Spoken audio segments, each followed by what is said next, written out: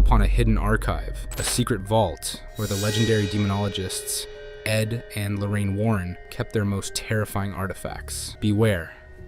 Once you see these things, you'll never sleep soundly again. The Crying Boy paintings. The Crying Boy paintings, mass-produced prints of tearful children, cast a long, chilling shadow. Whispers of a sinister curse followed them, a chilling legend that whispered of misfortune befalling those who dared to display them. Stories circulated of homes engulfed in flames, leaving the paintings eerily untouched amidst the charred ruins. Pets would vanish, accidents would occur, and a sense of unease would settle over the households, a constant gnawing dread that something malevolent was watching, waiting. The Warrens felt an unsettling energy surrounding these paintings. They spoke to families who swore by the curse, their voices trembling as they recounted the inexplicable tragedies that had befallen them since acquiring the paintings. Was it a genuine curse, a malevolent entity trapped within the artwork, or simply a chilling coincidence? The answer, shrouded in mystery, continues to haunt those who dare to delve into the chilling legend of the Crying Boy paintings. From the cursed painting to the famous doll, Annabelle. The name Annabelle evokes a sense of innocent childhood, but the reality of this particular doll is far from endearing. This seemingly harmless Raggedy Ann doll, a gift to a young nursing student, quickly became a source of terror. Unexplained movements, chilling whispers, and a palpable sense of spiteful presence plagued the student and her roommate. The doll, it seemed, was not simply an inanimate object, but a vessel for a malevolent entity, an evil-minded spirit that sought to torment and harm those who crossed its path. Ed and Lorraine Warren, summoned to investigate, discovered a chilling truth. Annabelle was not merely haunted. She was possessed, a gateway to an evil-intentioned force that sought to exploit the fear and vulnerability of those around her. The Warrens, utilizing their expertise in the occult, were able to contain the entity, but the experience left an indelible mark on their psyche, a stark reminder of the terrifying power that can reside within seemingly innocuous objects. The haunted tapes were not mere recordings of sound. They were vessels for malevolent entities, each one a chilling testament to the dangers that lurked beyond the veil of our reality. Ed and Lorraine Warren, renowned paranormal investigators, encountered these audio artifacts during their investigations, their seemingly innocuous exteriors masking a sinister secret. When played, the tapes would unleash a cacophony of unsettling sounds, chilling whispers, guttural moans, and the spectral echoes of tormented souls. A palpable sense of dread would grip those who listened, their very bones chilled by the malevolent energy emanating from the recordings. Those unfortunate enough to hear these haunting sounds often suffered from disturbing nightmares, inexplicable illnesses, and a lingering sense of dread that clung to them like a shroud, a constant reminder of the dark forces unleashed by the tapes. The cursed Dybbuk box is up next on this list. A seemingly ordinary wooden box held a sinister secret within its confines. Ed and Lorraine Warren were drawn into this mystery when a man named Kevin Mannis claimed to have experienced a series of terrifying events after acquiring the box.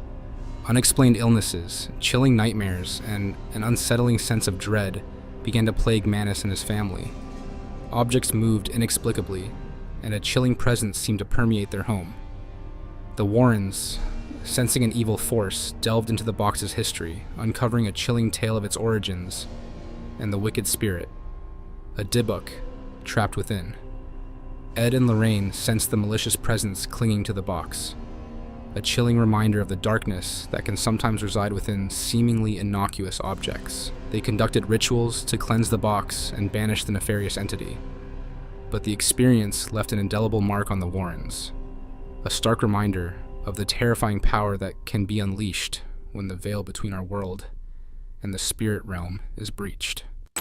The cursed Misha doll, a porcelain creation with an unsettlingly lifelike gaze, possessed a history that chilled the very soul.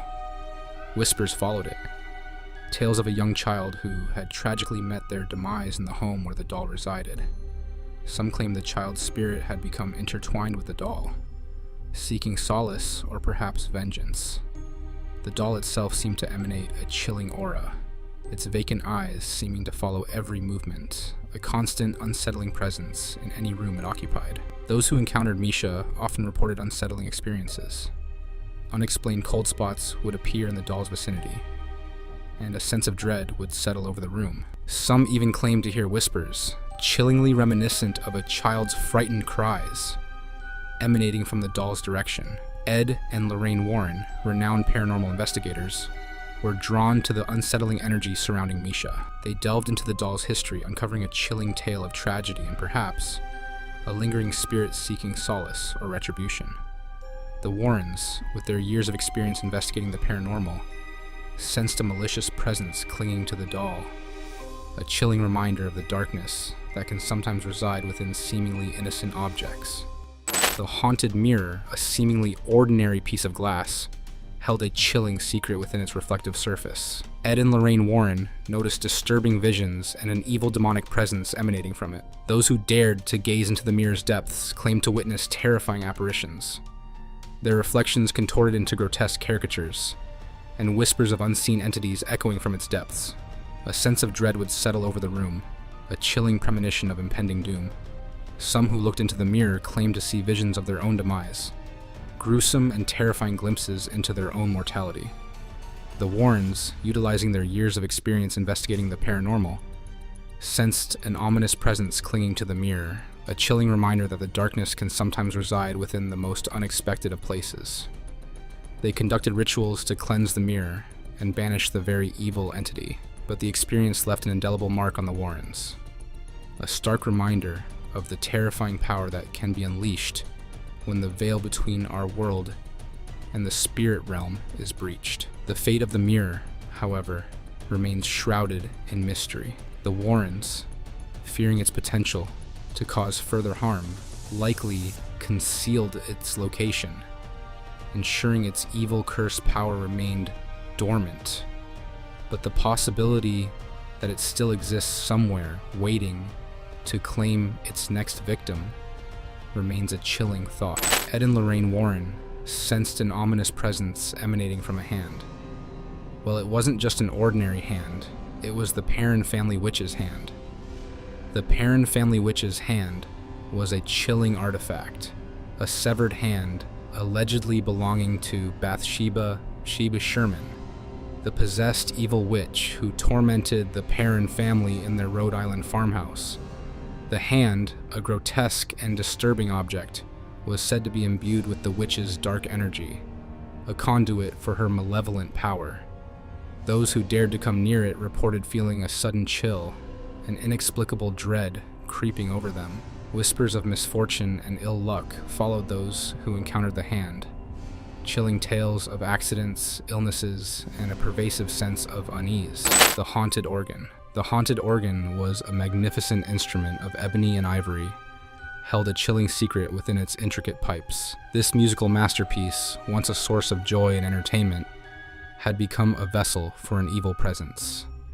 In the dead of night, the organ would erupt in a cacophony of eerie melodies, its keys seemingly dancing on their own, driven by an unseen force. The music, a chilling blend of mournful dirges and jarring dissonances, would send shivers down the spines of those who heard it, filling the air with a palpable sense of dread. Those who encountered the haunted organ often reported unsettling experiences. Unexplained cold spots would appear in its vicinity, and a sense of dread would settle over the room.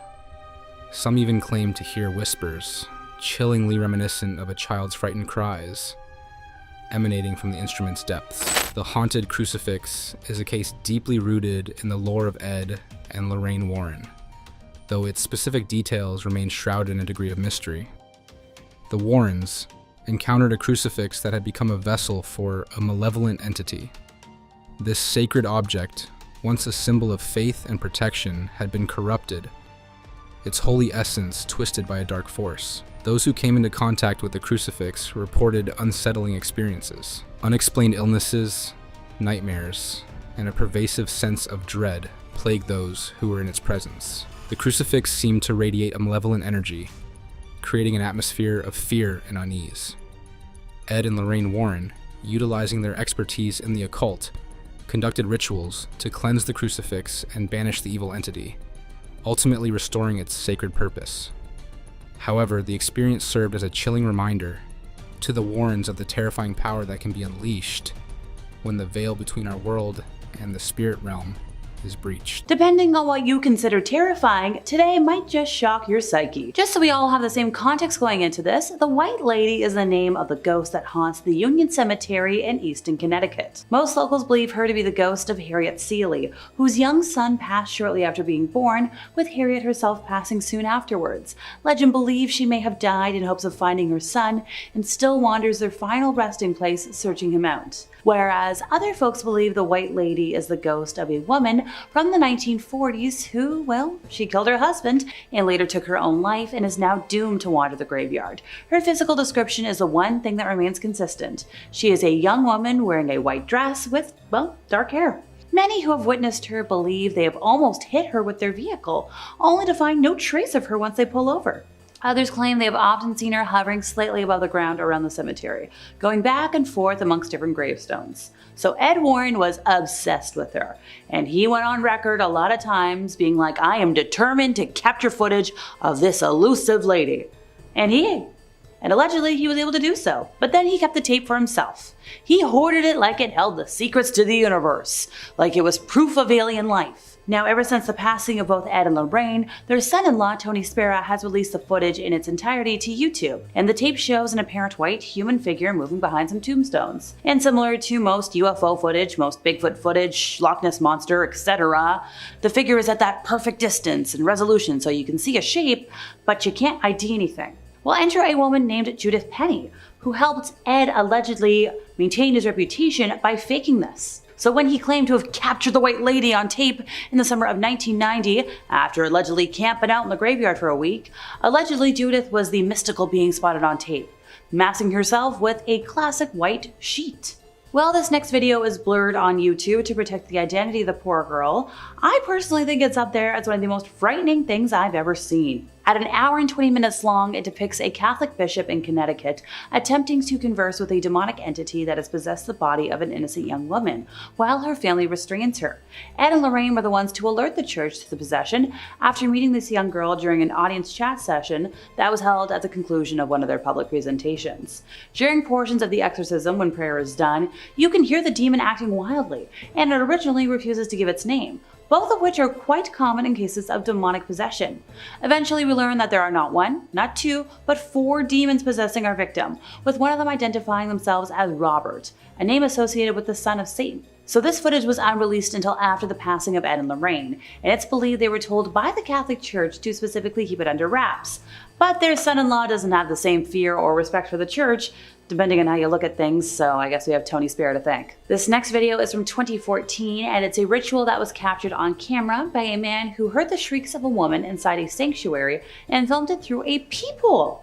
This incident occurred at the Assumption of the Virgin Mary Church in Vranev and Digy in February of 2014, and the church's priest, Marek Dunda, confirmed the video is real. But he's like, if there's something filmed through a keyhole, there's nothing more to say about it. Which, like, okay, good at dodging the question, I guess. So obviously, because of the nature of the video, it's kind of hard to tell what's happening, but it appears that at least 2 people surround the woman, who can be heard screaming in absolute agony with momentary pauses in between the duration of the just under 2-minute long video. Daniel Trachta, who captured the video after hearing the screams, warns people in the description to watch the chilling footage while wearing headphones. When asked about the condition of the woman in the video, the priest said any details about her or her state were private. And don't get me wrong, while I'm glad the church is protecting her privacy, I just hope she was able to find solace and be healed of her demons. On April 5th of 1991, 2020 featured a segment that showed an actual Roman Catholic ritual of casting out demons. Videotaped at a nun's home in the suburban Palm Beach County, the segment shows the affected girl, referred to only as Gina, as she thrashes under the effect of ancient prayers. She's sprinkled with holy water, and you've got that classic cross pressed to the head. Obviously, because she's possessed, she's retching, she's writhing, she's yelling, she's baring her teeth. She's saying, "Get me out of here, me not want to leave." She's shrieking at the priest, and she even snaps her bonds. If the exorcism team hadn't tied her down, she might have actually levitated to the ceiling. At the time, the March 25th issue of US News and World Report carried no fewer than 5 articles on hell and devil. Because apparently at the time, it was like more than the heyday of the 1950s when it came to demonic stuff. And another poll released in the same year said that 55% of Americans believe in the devil and in demonic possession. So how does that tie into this? Well, we're talking about exorcisms, right? Speaking of which, the main exorcist in this report is only known as Father A. And going back to the sisters involved, we've got Lois Schaefer and the Reverend Walton Dockerow. And they took part in this, even though, technically off the record. Palm Beach Bishop J. Keith Simmons, who permitted the taping, issued only a little statement saying the devil really exists. He was powerful and active at work in the world today as through the centuries, which echoes a lot of other cardinals. And it was Cardinal John O'Connor's remark that there can be no question about the reality of the devil that initially drew the interest of the TV show for this exorcism. Eventually, after that, the church got so many requests from around the country to investigate cases of possession that they had to be like, we need somebody. Well, this fell to Reverend James LaBarre, a specialist in the occult, who looked into the initial claims and was like, okay, well, for starters, Gina was genuinely being tormented. According to the report, she was experiencing crazy psychotic episodes, visions of demons, dead people.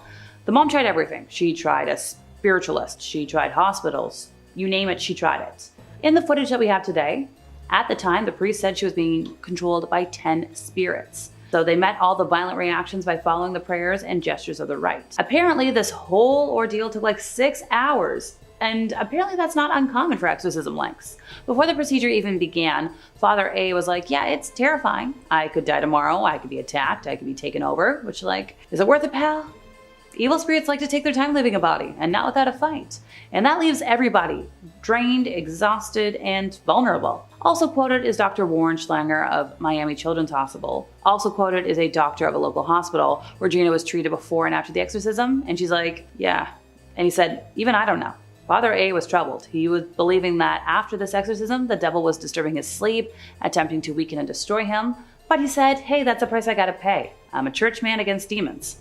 American professional boxer Ryan Garcia recently alleged that Bohemian Grove, a place rumored to exist in the north of San Francisco, is not only real, but it's a place where he's seen some heinous stuff. Be careful watching, folks. This was during an X-Space interview with Andrew Tate earlier this year, and there was a video that actually went viral that shows an alleged satanic ritual. It was reportedly taken in the year 2000 by prominent conspiracy theorist Alex Jones because he was actually able to infiltrate Bohemian Grove about a couple of times after being denied a bazillion. And while the visual is obviously hazy, the audio is a little unclear, you can see some kind of ritual. We got like fireworks, we've got cloaked priests, which that checks a couple of my boxes for a satanic ritual. Additionally, Alex Jones's interview on the Joe Rogan Experience went viral because he's like, hey, yeah, when I trespassed, I saw effigies being burnt in front of a large owl shrine, which only further fuels the alleged satanic speculation. Well, the official Bohemian Club website is like, hey, we don't do anything secret or illegal or this doesn't exist.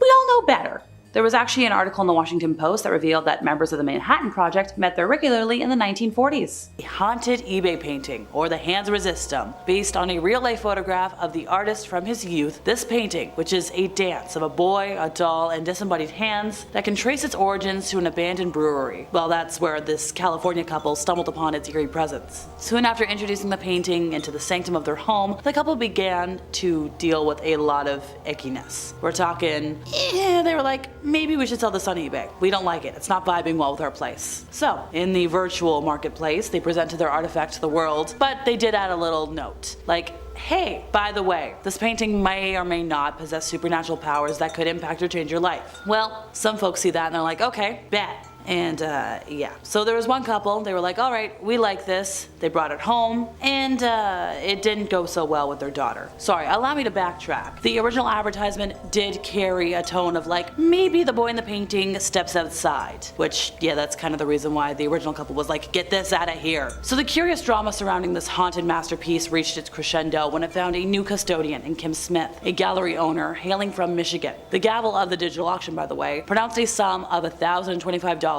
Yeah, well, the enigma persisted. In a revelation that deepened the mystique, Kim Smith disclosed that her inbox bore witness to a procession of emails. A lot of testimonials from individuals claiming that, hey, we came to your art exhibit. We saw this painting. Things didn't go well. I'm talking reports of repulsion, physical illness, all because of the haunted eBay painting. Apparently, this ordinary painting was just some sort of conduit for spectral awfulness. Now, if you feel ill after we were talking about this painting, let us know in the comments. We'd love to know. Ever hear about the crying boy paintings? Well, we're speaking of paintings. So when Bob Smith was a youngin' in the 70s, he was fascinated by this painting in his grandmother's house. It was this cheap print of a well-known piece, and it was just hanging up in the living room wall, as one does. This photo depicted a boy who was kind of similar in age to Bob, and for some reason, he was sad. There was a lot of tears there. Why? I don't know. Turns out, a couple of years after the painting went up on the wall, there was a really bad kitchen fire in the house. And even though the kitchen was destroyed, the rest of the house, undamaged. This painting was eventually sold in a garage sale, and who got it? A couple of folks. For a couple of years, it did puzzle Bob why his grandmother was like, I'm getting rid of this painting, until he read a series of articles about a cursed painting. Yep. The Crying Boy. So this is one of a series of paintings completed by artist Giovanni Bragolin that was completed in the 1950s. And it's a lot of sad humans. So while it might be kind of strange to want an image of a weeping being on your wall, these pictures were popular all over the world. Like in the UK alone, there was over 50,000 copies sold. The folks represented were often very poor, but also very beautiful. In total, Giovanni painted over 60 paintings. And up until the early 80s, prints and reprints of his images were mass produced. In 1985, the most popular tabloid newspaper in the UK printed a story that caused panic, and that's where things get spooky. The Sun published an article entitled Blazing Curse of the Crying Boy, and describing the terrible experience of May and Ron Hall after their home was destroyed by fire. And the cause of their fire, much like Bob's grandmother, was a greasy pan that overheated and went kaboom. So you've got this fire spreading rapidly and destroying everything. But there was one thing that remained intact: copy of the painting. Well, the couple was like, okay, this painting is cursed, we're getting rid of this. And hey, this probably would have just been like a little sub-story in history, except for there's one little thing. A firefighter claimed that he had attended at least 15 house fires where everything was destroyed, except for prints of the Crying Boy, which were completely intact. Well, that's where things kind of went bonkers. Everybody was like, I've had a painting, I've had a painting, I've had a fire, you've had a fire? So, turns out the Sun also claimed that a woman had lost her house to a fire 6 months after buying the painting. There were another family, fire, painting. I could go on, but you get the idea. There was somebody that even tried to burn her painting for safety, and then she just had a lot of bad luck. We're talking like, and it wasn't just residential homes either. There was businesses. There was a pizza parlor that had everything destroyed except for the painting. So when the Sun reported that even rational firefighters refused to have a copy of this painting in their homes, that's when things were like, okay, we've got a problem. Whew. It got to the point where even if there was like an image of a crying youngin by any artist in a house that went on fire, yeah, these paintings were blamed. Thankfully, the Sun was like, okay, you know what? Things are going crazy. We've got an idea. They offered the frightened public a solution. On Halloween night of 1985, hundreds of these paintings were collected together by the newspaper and burnt under the supervision of the fire brigade. So, if we want to backtrack, why were all these paintings cursed? Well, theories ranged from the person depicted in the picture being cursed because icky. Apparently, the subject of the painting had died in a fire and his spirit was trapped in the art. And the most enduring story claimed that the boy accidentally set fire to the studio of Giovanni. Simply put, wherever this painting went, fires followed. Not good. Charles Manson was sentenced to death following his conviction in 1971, and even though California was like, death penalty is not good in 1972, he was still in prison for a very long time. So we all know about the cult, right? Well, everybody was like, okay, once he goes in prison, the cult's over. Well, not so good. Not so easy. He had a way of keeping the cult going. He had a demonic influence on his cult, and he sent a lot of letters and a lot of mail from prison, which don't think he would be allowed to in nowadays. So what did he do? Well, he used electrical thought impressions on a TV. Somehow he got a TV. I don't know. Then he mailed it to a grad student so he could manipulate him from afar. This poor guy was tormented by all sorts of hallucinations and hauntings while he owned the TV. Now, eventually he was selling a car. I think it was around 2012, and he was like, I'm just gonna leave the TV in the car, and some other letters from Manson. So the guy who bought the car was like,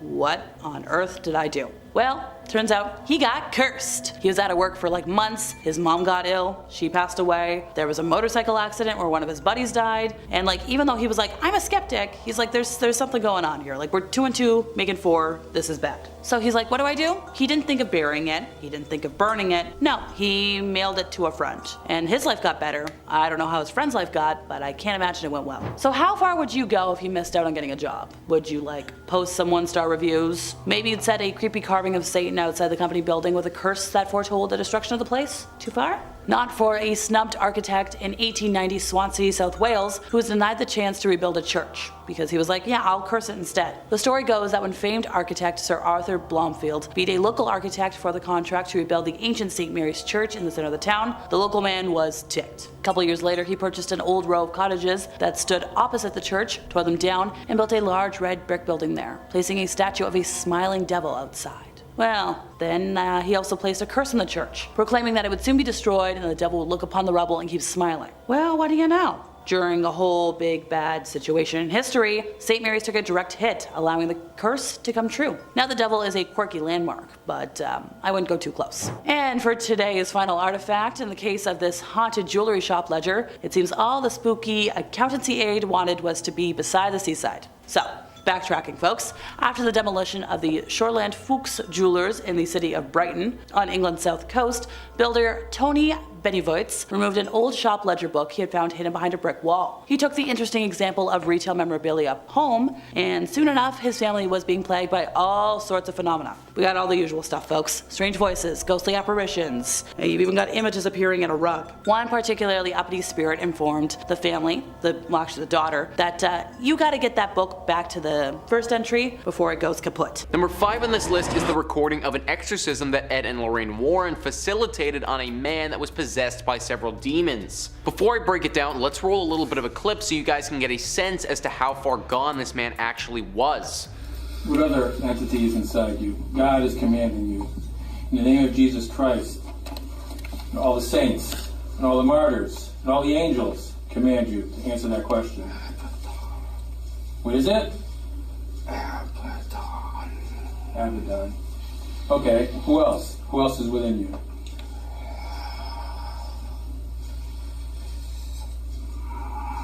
Answer the question. So as you can see, Ed is standing with a cross to our man who is possessed and basically holding these spirits at bay, trying to figure out exactly who and what is inside of him. He mentions 2 names in that clip, Avatar and Maveth, 2 very inhuman and demonic names. He also isn't acting even remotely okay in this video. Clearly there's an inner battle going on between this man and the demons that are inside of him. Later in this clip, when the man was asked why these demons were inside of him, this is what he responded with. Why are you in Roberto? Why are you there with Roberto? Jesus Christ doesn't like demonic spirits within a human spirit. Jesus Christ hates demonic spirits to be within a human being. You know that? You hate Jesus, huh?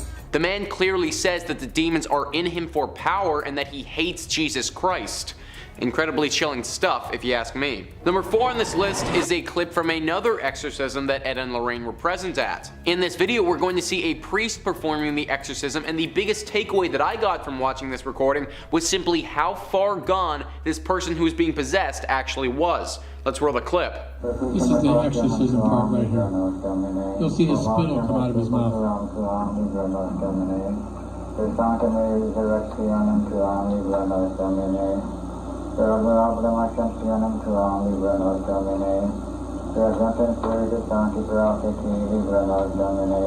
As we can see in that clip, my guy is drooling and he looks to be in really rough shape. Later in that clip, he looks up and you see his eyes, and there just doesn't look to be any semblance of a human being left inside of him.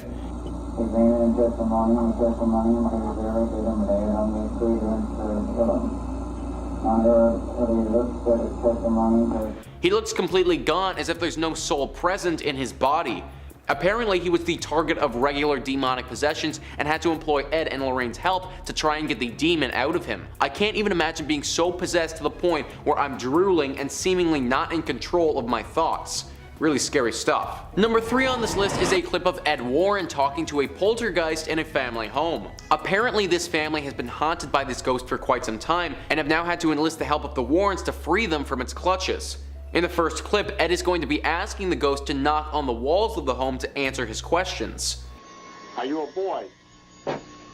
The mother leans against the kitchen table, her hands in full view as Ed continues asking questions. You want the people in this house to move?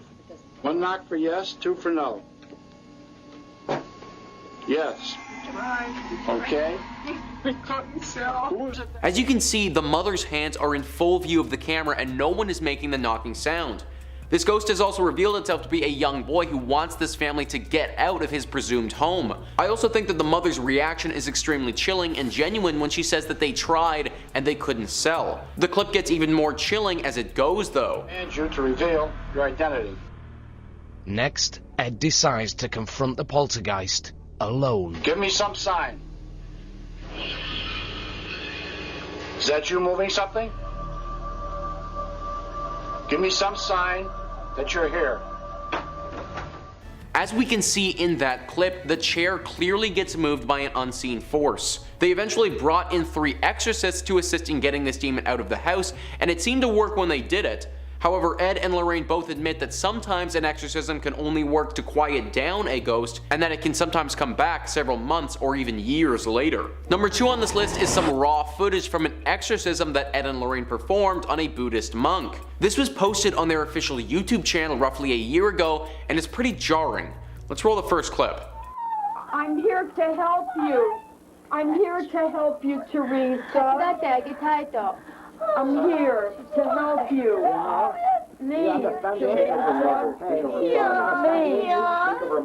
Think of your mother, Teresa. Do you see your mother? You see your mother. Your mother. She's talking English, Ed. So as we can see, the person in question is in very serious trauma and their body is squirming in unnatural directions. They seem to calm down at the mention of their mother though, so potentially that's a way to reach the human soul of this individual. As the clip continues, Lorraine attempts to further calm the person with the mention of their mother, but eventually this stops working and the demon takes hold once again.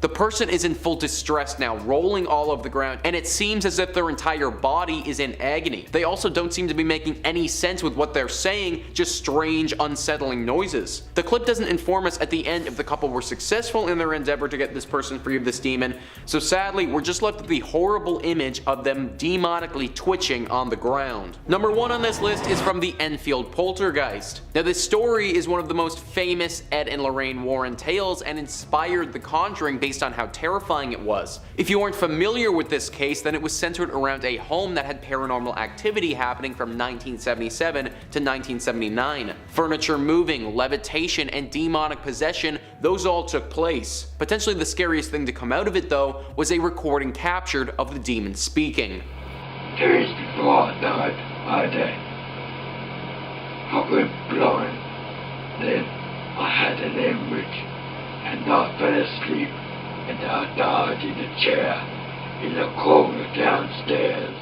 That clip is the demon speaking about how it died in this home. What's absolutely insane though is that was a young girl who was making those sounds. Now how on earth could a child make those sounds and speak that way? The only explanation is that she must have been possessed by a demonic presence. This case got national attention after that recording was released, and after hearing it for myself, it makes sense why. In 5th place, their origins in the profession. Honestly, before today, I never really dug too much into the personal lives of Ed and Lorraine Warren, preferring to focus my interest on their professional work, and only really knowing about their daughter Judy from the rare time they mentioned her in one of their books, and her husband because of all the rare footage he's publicized since Ed and Lorraine's death. Outside of the Hollywood romanticizing, which I promise I'll touch on eventually, how did Ed and Lorraine actually fall into this line of work? So Lorraine was 9 when she first saw auras. She thought everyone saw them, but found out quickly otherwise when she brought it up at her Catholic school when she compared the lights surrounding the Mother Superior and Sister Joseph and was told immediately to never talk of what she saw ever again, learning to, hide her gifts or joke it off. Ed, on the other hand, grew up in a haunted house.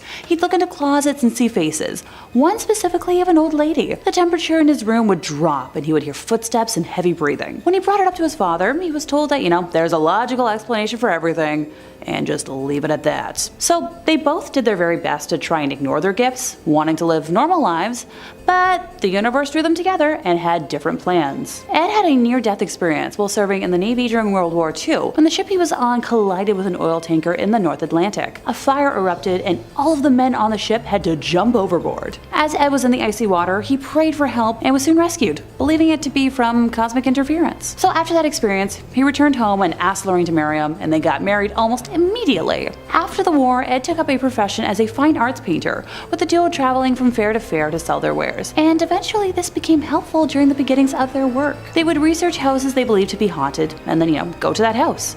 After Ed would paint the domicile, he would hand hand the painting to Lorraine, who would knock on the door and offer the homeowners the painting as, their ticket into the house. Once she struck up a conversation with the homeowner, they would learn more about the property and hauntings, if there were hauntings, that is. At one house, which already had, some local notoriety as a supernatural hotspot, Lorraine went into spontaneous trance and claimed that this is where she learned not to fear death. I thought there was more to that. In fourth place, we have the White Lady hoax. Just so we all have the same context going into this, the White Lady is the name of the ghost that haunts the Union Cemetery in Easton, Connecticut. So most locals believe her to be the ghost of Harriet Seeley, whose young son passed shortly after being born, with Harriet herself passing soon after. Legend believes she may have died in hopes of finding her son, and still wanders their final resting place searching him out. Other folks believe the White Lady is the ghost of a woman from the 1940s who killed her husband and later herself and is, doomed to wander the graveyard. Her physical description is the one thing that remains consistent. She is a young woman wearing a white dress with dark hair. So, me if I was wearing white, which will never happen here.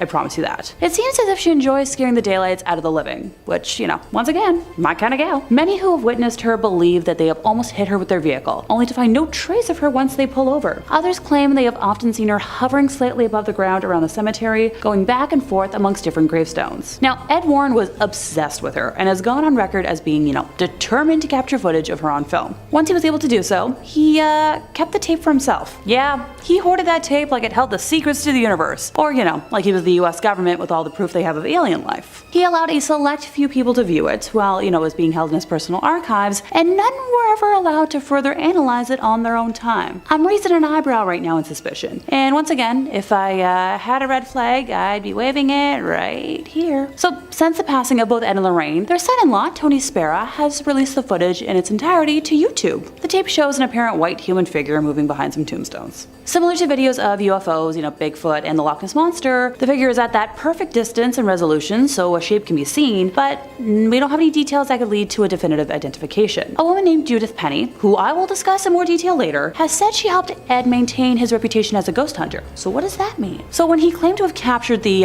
White Lady on tape in the summer of 1990, after camping out in the graveyard for a week, allegedly, Judith was the mystical being spotted on tape, masking herself with a white sheet. In third place, we have Catholicism as an undercurrent.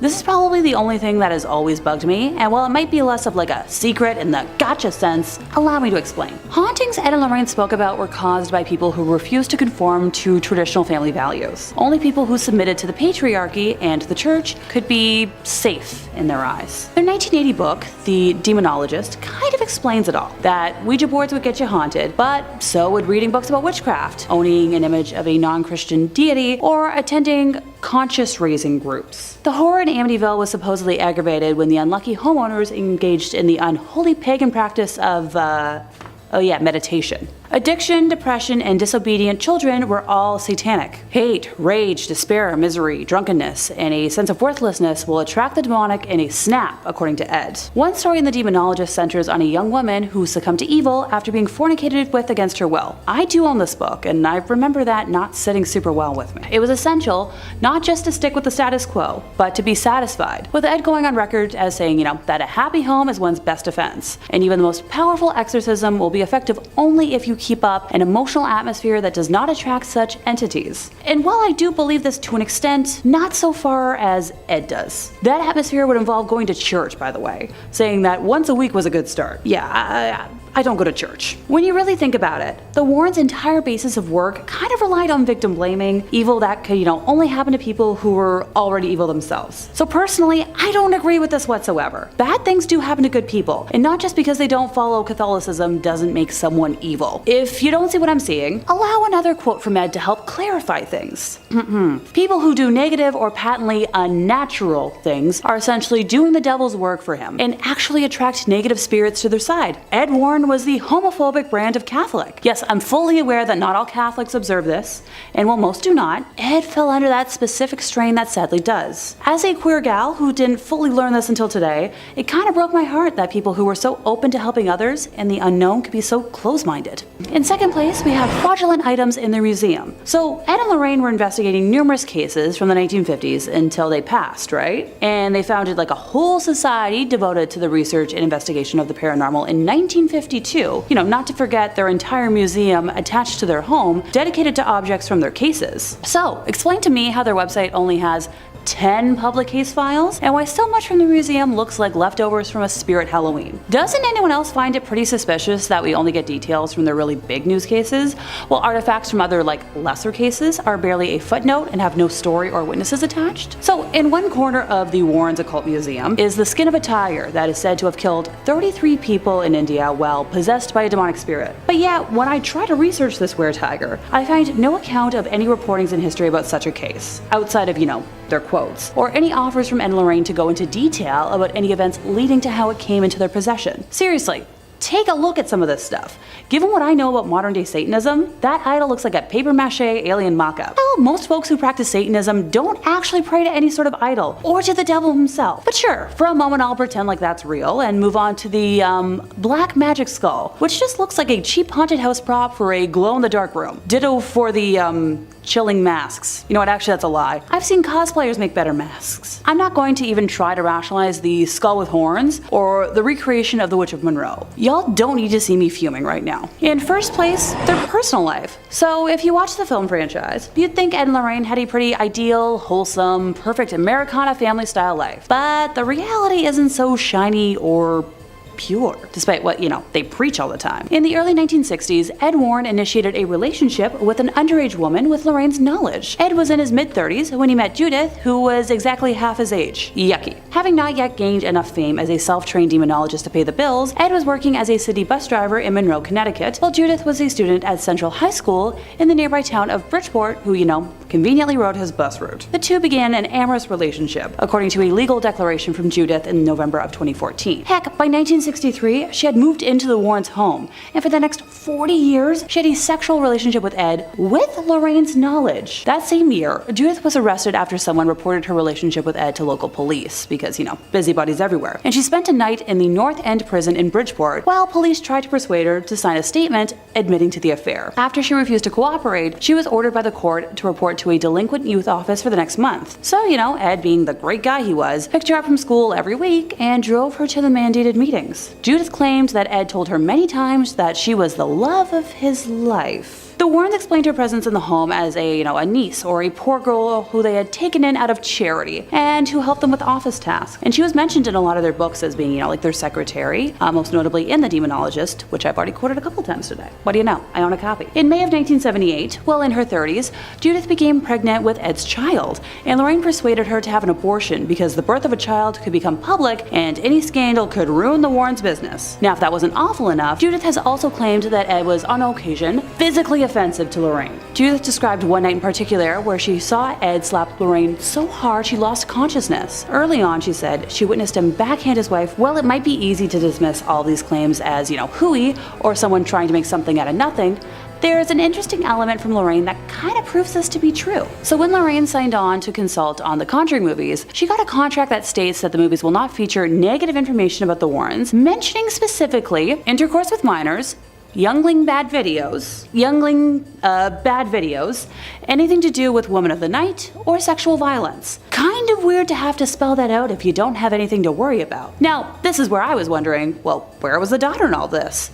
Judy is still very much alive. What does she have to say about it? She spent most of her years living with her grandma and not her parents, claiming that it was because her parents were always traveling, so it was the easier and safer option. Her parents told her that they took Judith Penny in so she could have a place to stay and watch their house. But their daughter could have helped watch the house if she lived with them. Just saying. Number 5, The Exorcist. Technically, I'm not about to start talking about the set of the classic 1973 horror film directed by William Friedkin that launched Linda Blair into stardom. The film that tells the story of a young girl who is possessed by a demonic force, one of the, highest grossing horror films of all time. Critics have rightfully praised it as a truly terrifying film experience, but instead, how about we talk about the crazy true story behind the film? So back in the late 1940s, a boy known by the alias Roland Doe was mourning the death of his aunt, who had taught him about spiritualism and how to use a Ouija board. I can already see the danger in this situation, and that's without using movie context clues. Specifically, in January of 1949, the family reported hearing strange dripping noises and scratching scratching sounds in the house. So at first, Roland's mother believed the noises were connected to the dead aunt, and the family started trying to reach out to the spirits they believed to be in the house, hoping they could reason with them, and asked to be left alone. To the shock and surprise of nobody, this only made things worse. Roland claimed he could hear someone walking in his room at night when he was trying to sleep, and there were scratch marks found on his mattress in the morning, and eventually, scratch marks began appearing on his body. The family converted to Catholicism and tried to have Roland baptized, but the boy responded to their baptism attempts with unbridled rage. At one point, Roland was admitted to a hospital where a psychiatrist attempted to treat him but was ultimately unsuccessful. The family was out of options, so they called upon priests to perform an exorcism, one of which was Father William S. Bodern. At one point, he attempted to protect Roland through blessings and by putting a crucifix under his pillow. After leaving Roland to rest, the family returned to find furniture flipped over and the crucifix moved to the edge of the bed, and Roland's mattress was shaking uncontrollably. While the exorcisms were performed, young Roland vomited, urinated, spit, and spoke in Latin in a deep, adult-sounding voice that was unfamiliar. Honestly, this sounds like a case that would have been right in the Warrens' niche, so it's wild knowing that they didn't investigate it. Number 4. The Bell Witch in Tennessee. One day in 1817, John Bell was inspecting his cornfield in Robertson County when he encountered a strange-looking animal sitting in the middle of a corn row. Describing it as having the body of a dog and the head of a rabbit, John fired several times at the being in shock when the animal simply vanished. He thought nothing more of the incident until later that night when the family began hearing thumping sounds on the outside walls of their log home. So the mysterious sounds continued each night, always growing louder and more forceful. In the weeks that followed, the Bell descendants began waking up frightened, complaining that rats were gnawing at their bedposts, their bed covers were being pulled from them, and their pillows were tossed onto the floor by some invisible entity. As time went on, the Bells began hearing faint whispering voices, which were too weak to completely understand but sounded like a feeble old woman singing hymns. The encounters escalated, and the Bells' youngest daughter, Betsy, began experiencing brutal encounters with the invisible being. It would pull her hair and slap her relentlessly, often leaving welts and handprints on her face and body. Now, the family had kept the disturbances a secret until that point in time, but this led them to, share their story with their neighbor, James Johnston. Hey, he was skeptical at first, and I can't say I blame him, but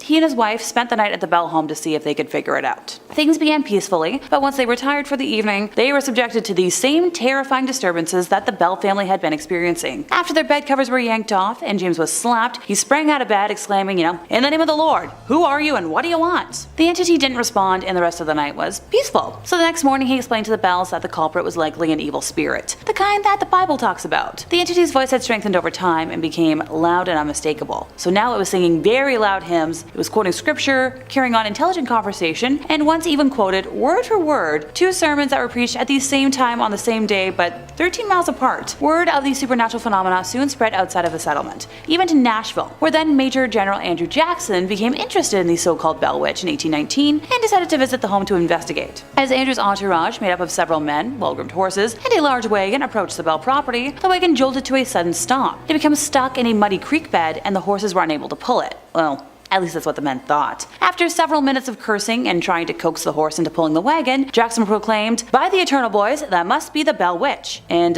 what do you know? A disembodied woman's voice told them that they could proceed, and she would see them again later that evening. They were then able to proceed across the property, up the lane, and to the Bell home. That night, one of the men claimed to be a witch tamer, saying his silver, tiny, little things would end any spirit they came into contact with, and the entity would fear him. Now, as your friendly narrator, I can see where this is going, can you? Yeah, immediately after that stupid comment, the man screamed and began jerking his body in different directions, complaining that he was being stuck with pins and hurt severely. A strong, swift kick to the man's lower area from an invisible foot sent him out the front door. To the shock and surprise of absolutely nobody, the entity was angry and announced that there was another fraud in the group, but she'd wait until the next night to identify him. Now terrified, Andrew's men begged to leave the farm, but he insisted on staying. He wanted to know who the other fraud was. What happened after all of that isn't super duper clear, but Andrew and his entourage were spotted in nearby Springfield early the next morning, going back to Nashville. He later proclaimed that he would rather fight the British than fight the Bell Witch. The entity continued to express disdain for John Bell, relentlessly vowing to end him. John had been experiencing episodes of twitching in his face and difficulty swallowing for almost a year, and it was only growing worse with time. By the fall of 1820, his declining health had confined him to the house, where the malicious entity continuously removed his shoes when he tried to walk and slapped his face when he recovered from his numerous seizures. Her shrill voice was heard all over the farm, cursing and chastising old Jack Bell, which was the nickname she had given him. Now, John Bell breathed his last breath on the morning of December 20th, 1820, after slipping into a coma a day earlier. Immediately after his death, his family found a vial of strange black liquid in the cupboard. John Jr. stupidly sprinkled 2 drops on the cat's tongue. The cat jumped up into the air, rolled over in midair, and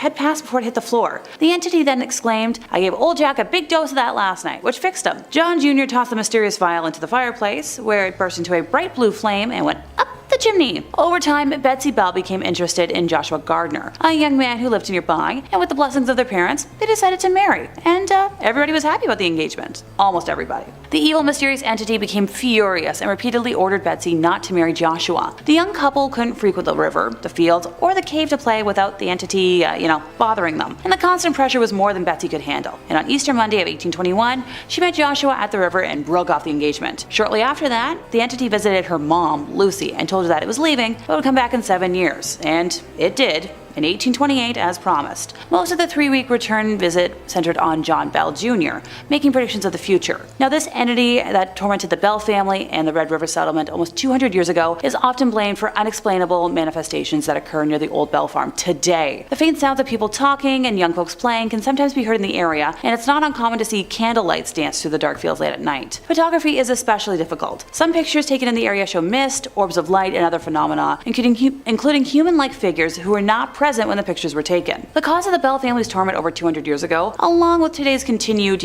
chaos in the area, remains a mystery. Numerous theories have been put forth, but all have been debunked. However, most researchers agree that something had to have caused the incidents at Red River in the early 1800s that gave rise to the Bell Witch legend as we know it today. Weird that Ed and Lorraine didn't visit there. Number 3, the Vampire of Highgate Cemetery. In 1967, 2 girls walking home along the nearby Swains Lane claimed to have witnessed the dead rising from their graves by the cemetery's north gate. Another teenager had been awoken one night with something cold and clinging on her hand, which left prominent marks next morning, while reports circulated of a tall man in a hat walking in the area before melting through the cemetery's walls. On Halloween night of 1968, a group of teenagers interested in the occult visited Tottenham Park Cemetery at a time when it was being regularly vandalized by intruders. According to a report in the London Evening News on November 2nd, the young folks arranged flowers taken from graves in a circular pattern, with arrows of blooms pointing to a new grave, which was uncovered. Now, a coffin was opened and the body inside was disturbed, but their most macabre act was driving an iron stake in the form of a cross through the lid and into the chest of the corpse. In a letter to the Hampstead and Highgate Express on February 6 of 1970, David Farrant wrote that when passing Highgate Cemetery on Christmas Eve of 1969, he had glimpsed a gray figure, which he considered to be supernatural, and asked if others had seen anything similar. Sean Manchester claimed David's gray figure was a vampire, and the media quickly latched on, embellishing the tale with stories of the vampire being a king of the vampires or of practicing black magic.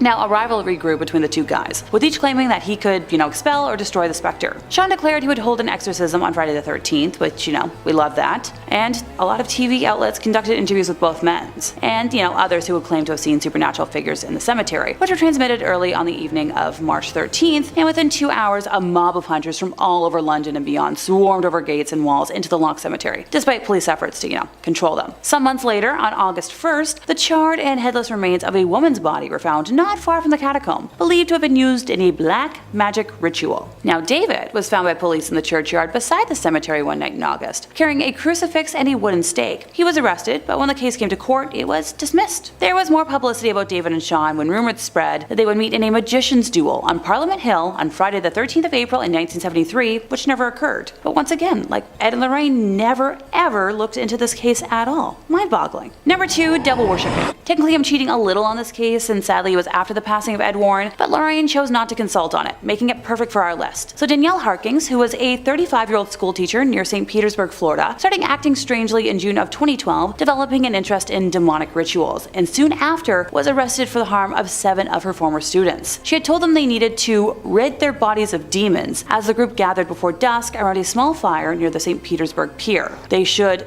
cut their skin to let evil spirits out, and then burn the wounds to ensure that those spirits would not return. Which, ow! When Harkins held a lighter to one person's hand, wind blew the flame out, which prompted her to douse his hand in perfume before setting it on fire. Obviously, he suffered second-degree burns. Another person was cut on the neck with a broken bottle, and Harkins used a flame to heat a small key, which he then used to, cauterize the wound. The police were notified because a friend of one of the students who participated in the ritual raised alarms. However, none of the students themselves told their parents about the event or would comment following the arrest of Harkins for aggravated battery and harm. Honestly, I wish Lorraine would have helped with this case to provide answers for everybody. Number 1, the Winchester Mystery House. In 1886, an eccentric widow left her home in Connecticut for California's rural Santa Clara Valley to start a new life after the tragic loss of several family members. If you're unaware of the story, this was the tale of Sarah Winchester, a millionaire heiress who managed managed her own finances and acted on a passion for architecture and design by overseeing the never-ending construction project of a rambling mansion in San Jose. Her reclusive lifestyle, along with the restrictive gender norms of the era, and the cursed money she was associated with, caused neighbors and local press to speculate, and legends quickly began to swirl about the mysterious woman and her bewildering house. Even though, it was like a modern marvel at the time with indoor plumbing, multiple elevators, a hot shower, and central heating, the mansion was appraised as having no value because, it had doors that opened to nothing but thin air, staircases that led straight into the ceiling, and a maze of labyrinth-like hallways. So naturally, legends began swirling, speculating that the bizarre architectural choices were an attempt to rid the home of unwelcome spirits of the dead killed by the Winchester rifle. And here's the reason I've mentioned it today. Even though I felt like this would have been a must-visit during Ed and Lorraine's travels, I couldn't find any record of them having anything to do with this residence. A cursed home constantly being added on to cater to the spirits and zilch? Obviously they must have known something we don't to have never visited there. Number 4. Ed Warren invoking a spirit on camera. Coming up next is this video uploaded by Tony Spera, the Warrens' son-in-law, on his personal YouTube channel. If you're a fan of the Warrens and you're not already, I would recommend subscribing to Tony Spera.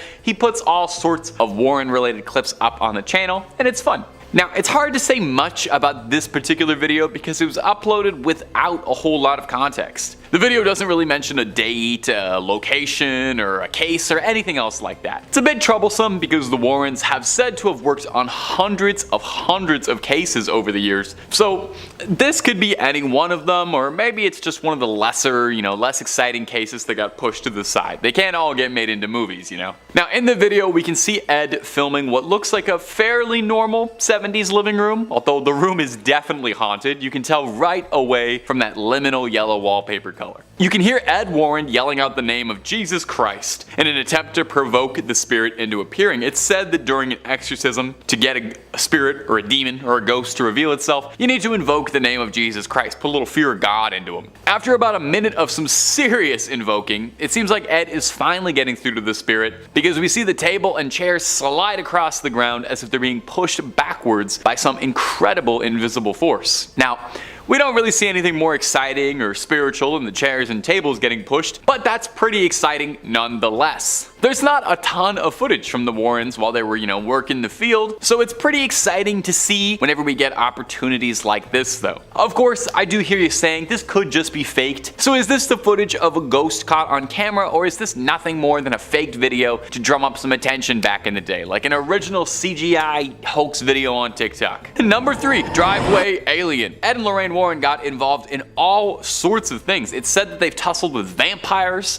with werewolves. Now, we don't have it on 100% authority that they ever encountered aliens, but they definitely could have. They researched everything. So let's take a look at this weird video of what looks to be a visitor from another world touching down on the driveway. You wouldn't expect aliens to make first contact in Colorado, but hey, here we are. In this video, we can see a really scrawny little creature walking up and down Vivian Gomez's driveway. The creature had people talking because, well, take a look at it. Just what is it? It almost looks like it's got giant ears flopping around when it moves, and I'm not gonna lie to you, it reminds me a lot of Dobby from Harry Potter, so maybe he just got a sock and he's just celebrating his happiness and he's excited to be free. The woman whose driveway caught the security footage, one Vivian Gomez, had this to offer when she posted it on Facebook. So I woke up on Sunday morning and saw this on my camera, and I'm trying to figure out what the heck. First, I saw the shadow walking from my front door, then I saw this thing. Has anyone else seen this on their cameras? The other 2 cameras didn't pick it up for some reason. Sadly, her security camera only films for about 10 seconds or so this is the only footage that she was able to capture of this mysterious driveway creature. Gomez clarified for everyone that whatever it was wasn't her son. Okay, we weren't thinking that, but now we're definitely not thinking that, because she doesn't let him out by himself that late, although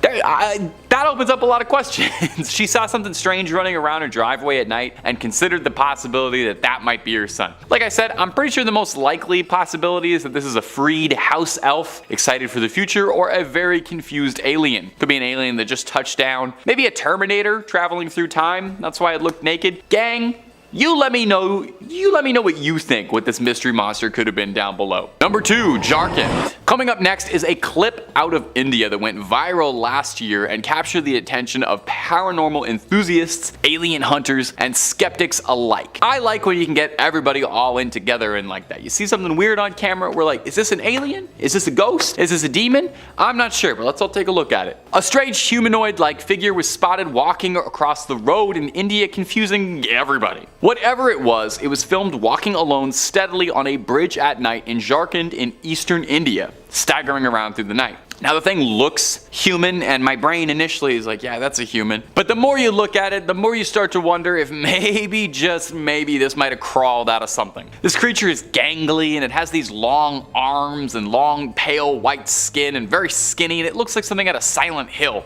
Motorcyclists were swerving out of the way of this figure, which stops and stares at them for a bit before continuing to stroll onwards. Now naturally, this got people talking, because it's not every day you see a terrifying pale figure like that. More than a few people suggested that it could be an alien walking around the streets at night, explaining why it seems so confused. Others suggested that it could be a ghost, which would be pretty spooky. I would say it does seem like it's physically present. It seems like it's physically on the road, so I'm not 100% that it's a ghost. And finally, there's the realists, who have suggested that this could just be someone who had a long night and is lost and on all the substances right now, just trying to get a good night's sleep. As far as I know, no one has cracked this case, certainly not Ed and Lorraine Warren, so we may never have a satisfying answer. And number 1, the Buddhist exorcism. It wasn't just the United States where Ed and Lorraine Warren worked on their cases. If there was a call for it, the Warrens would do their best to answer. Plus, I don't know, I feel like if you only hunt ghosts in one country, then you're missing out on just so many good demons and ghosts out there.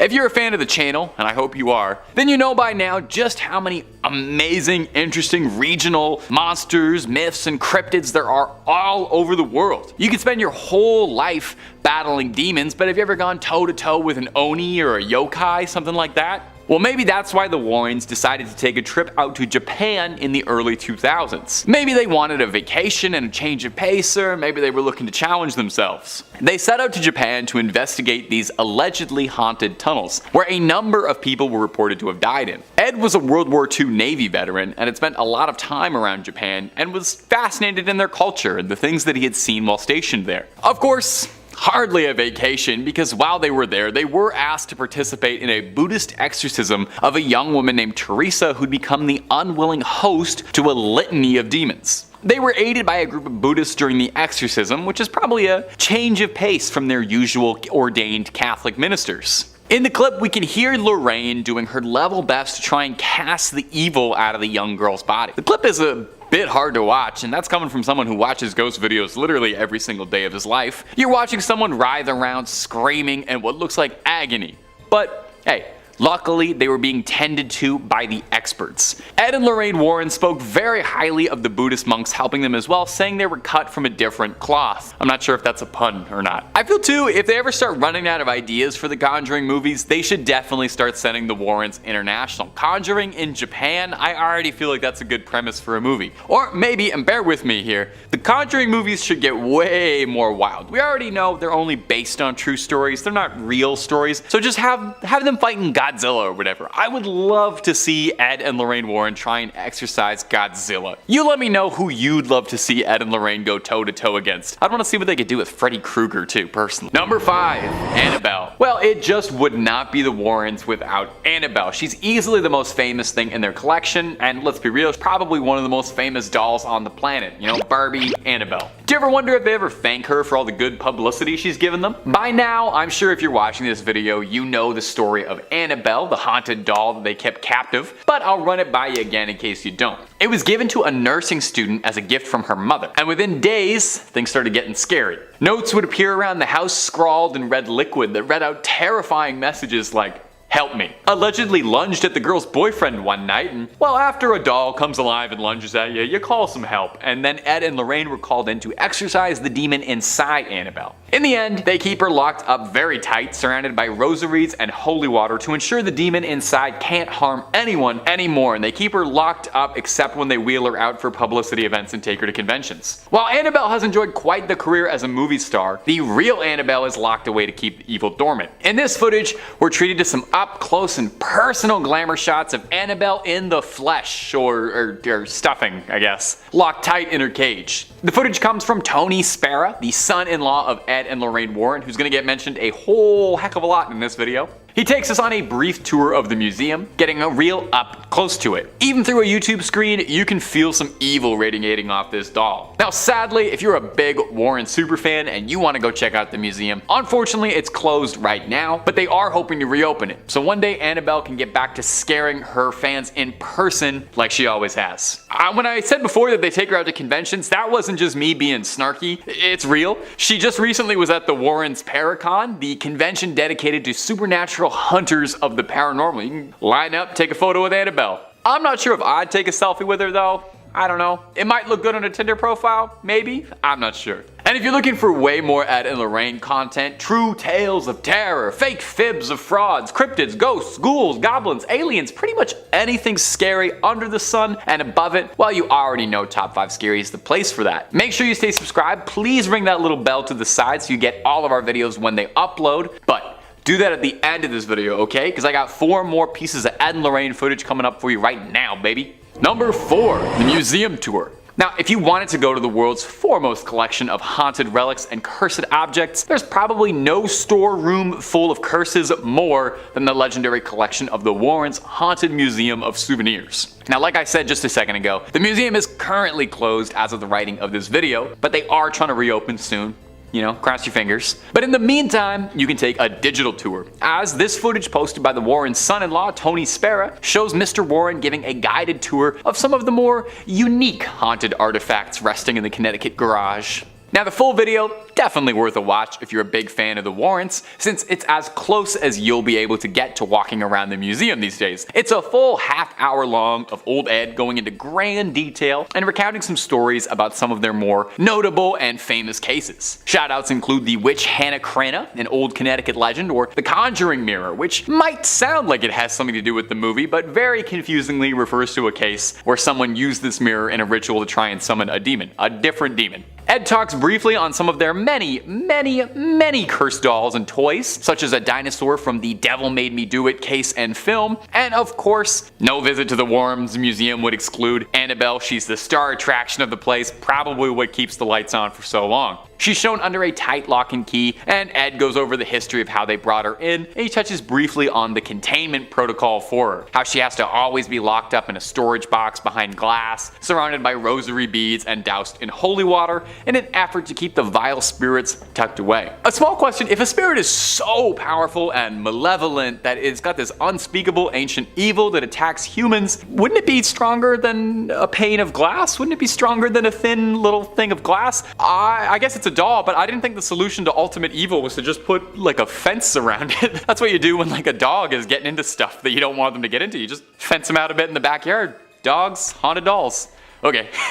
Number 3, the Shadow Doll. And coming in at the number 3 spot for today is going to be this footage of the Shadow Doll. When you first enter the Warrens Haunted Museum, be it digitally or physically, one of the first things you'll see is this frightening little doll, affectionately dubbed the Shadow Doll. The Shadow Doll, that's fun to say. It's made of bird feathers and real human teeth. Lovely, those are some of my favorite ingredients. Now, it's currently owned by Tony Spera. He offers a bit of insight into the doll's history, saying it was originally acquired at an antique shop where it was sold with the owners of the shop completely oblivious to the doll's cursed energy. I don't buy that at all. What do you mean oblivious to the doll's cursed energy? Somebody came to you and sold you a doll made of bird feathers and human teeth, and your first instinct wasn't to douse the thing in holy water and kerosene for good measure? I know pawn shops ain't exactly the classiest place around, but you gotta have some standards, right? You gotta be able to recognize evil. There are very few dolls with human teeth that aren't evil. Spera claims the doll has an insidious curse inside it. Oh, wait, no, sorry, the Warrens weren't insidious. Anyway, the curse says that if you take a photograph of the doll, and when it develops, you write a curse that you'd like to inflict and then send it to your victim. The person who then opens the envelope and sees the photo of the doll will invite the curse into your home. The doll is also capable of some dream magic like Freddy Krueger and can even stop your heart while you're asleep if Mr. Warren is to be believed. And I know what you might be thinking. Did you just curse all of us by showing us this footage and pictures of the doll?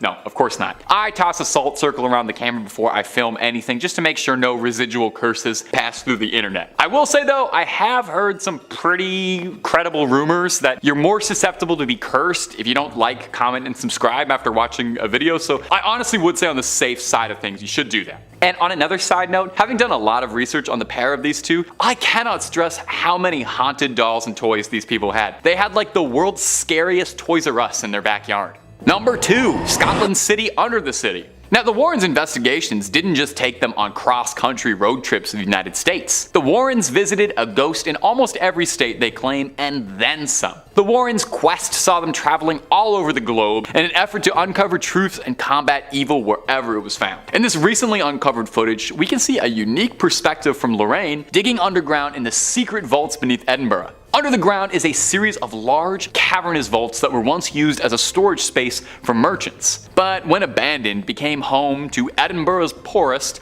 who began to make it their dwellings. Probably a real nice space, you know, no daylight, musty air, thriving rodent population, but you know what? For the right price, I would probably go for it. It's probably better than most apartments in Toronto. Because of this, the vaults were the perfect place to conduct a little nefarious business that aren't quite fit to discuss on YouTube, but naughty stuff, just know that. It's believed that 2 of Edinburgh's most prolific criminals hid bodies here before taking them to medical schools to sell off. Having known this, with this context, it's absolutely no surprise that people believe the vaults to be haunted and claim that they feel watched or touched when walking through them. So, if there's something weird going on, the Warrens follow. This one's actually pretty cool footage, I gotta admit. It's first person, making you feel like you're exploring the subterranean depths with her. She's being guided by an old Scotsman who seems to know the tunnels pretty well, and I gotta say, if I ever take a tour of an underground vault, this is exactly who I would like to be taking me, and an old Scottish man. That's the most appropriate and trustworthy way to go ghost hunting. Now, they didn't find anything on this particular investigation, but while in there, Lorraine does claim that she can feel something communicating with her. Could it be spirits from long ago reaching out to Lorraine Warren, who claimed she had an extrasensory gift? Or maybe it was just kind of cold down there. And number 1, an exorcism. To some, the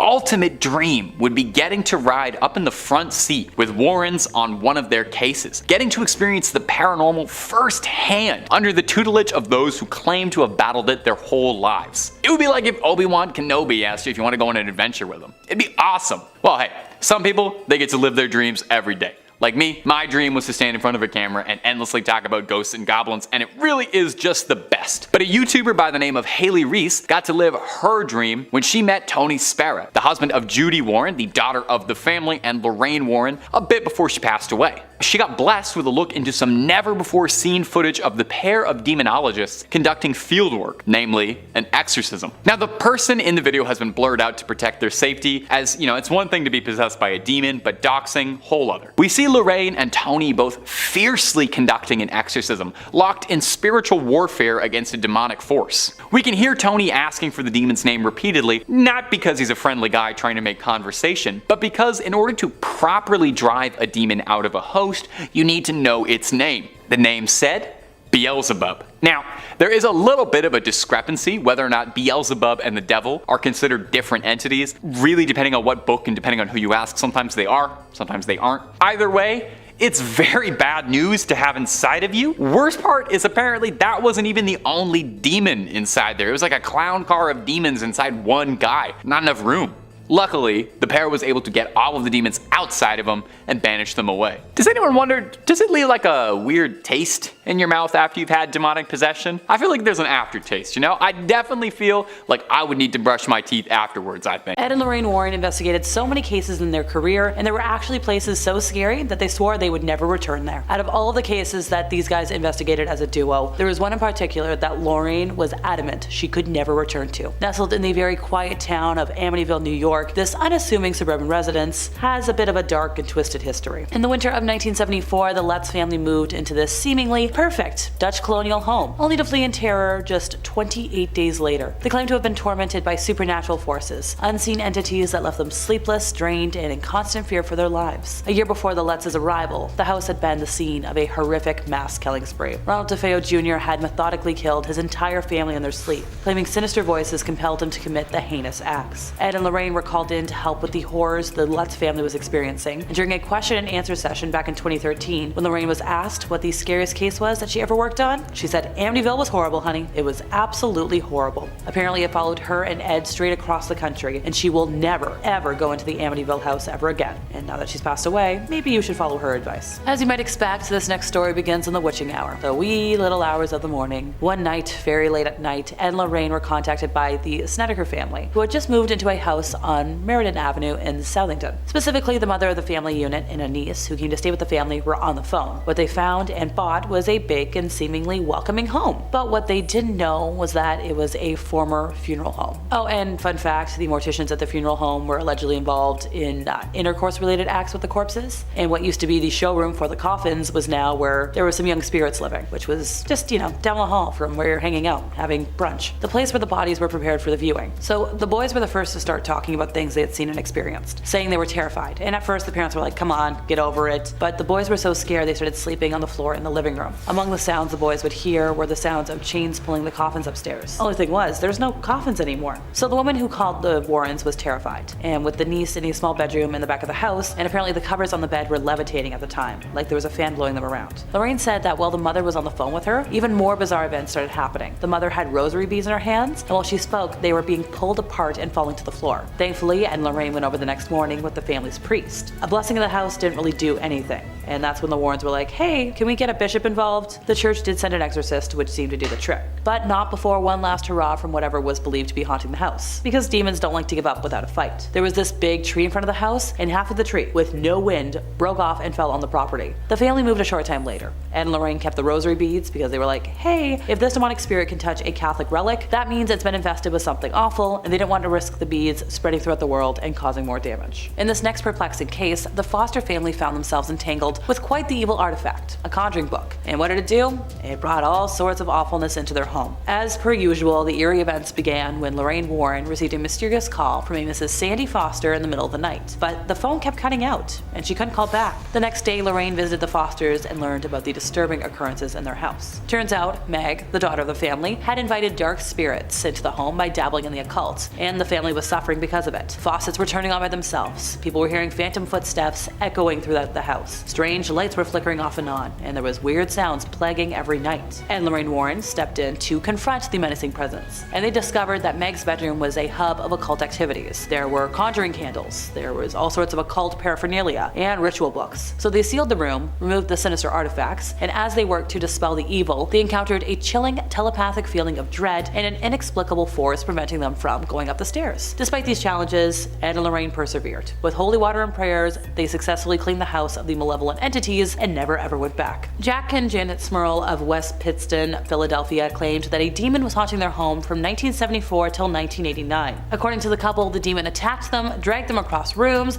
and even threw their dog at a wall. After investigating the home, Ed Warren later claimed that he spotted a dark mass in the home, and he heard a voice telling him to get out. Eventually, the Smurls turned to a series of priests and claimed that the demonic entity went away. Well, for the most part, after a lot of prayers and exorcisms. So there was a happily married couple in their 30s that bought this old inn in New England. So Nathan, he traveled during the week, but his wife Alexandria was home all the time to take care of their 2 daughters. Not long after moving in, Mrs. Carlson and her daughter began hearing footsteps on the 2nd floor, where in the past, lodgers used to stay. During the afternoon and late into the night, they'd hear dragging, heavy booted footsteps moving all across the floor above them. Mrs. Carlson's older sister, who lived nearby, occasionally stayed overnight in the house, and she also confirmed hearing these footsteps. The Carlsons did have rooms set aside elsewhere in the house for live-in farm help, and these men would also hear these footsteps, walking in circles around their bed. Sometimes while Mrs. Carlson would be trying to sleep at night, she'd be awakened by the spirits in the home. They'd yank the covers off the bed while she was in it. And she later found out that the very same thing happened to the farm help, which accounted for why the men tended to quit so soon after they were hired. Eventually, the infestation phenomena upgraded into whisperings that could be heard behind closed doors. However, when Mrs. Carlson or her sister checked the room where the whisperings were coming from, there was never anybody present. Although these spirits projected words that were often audible enough to be heard, the woman could never identify the language that was being used. And as time went on, things only got worse. After the missus straightened up the house, knickknacks and other little items would never be quite where she left them. Outside the house late at night, lights would be seen in the attic, but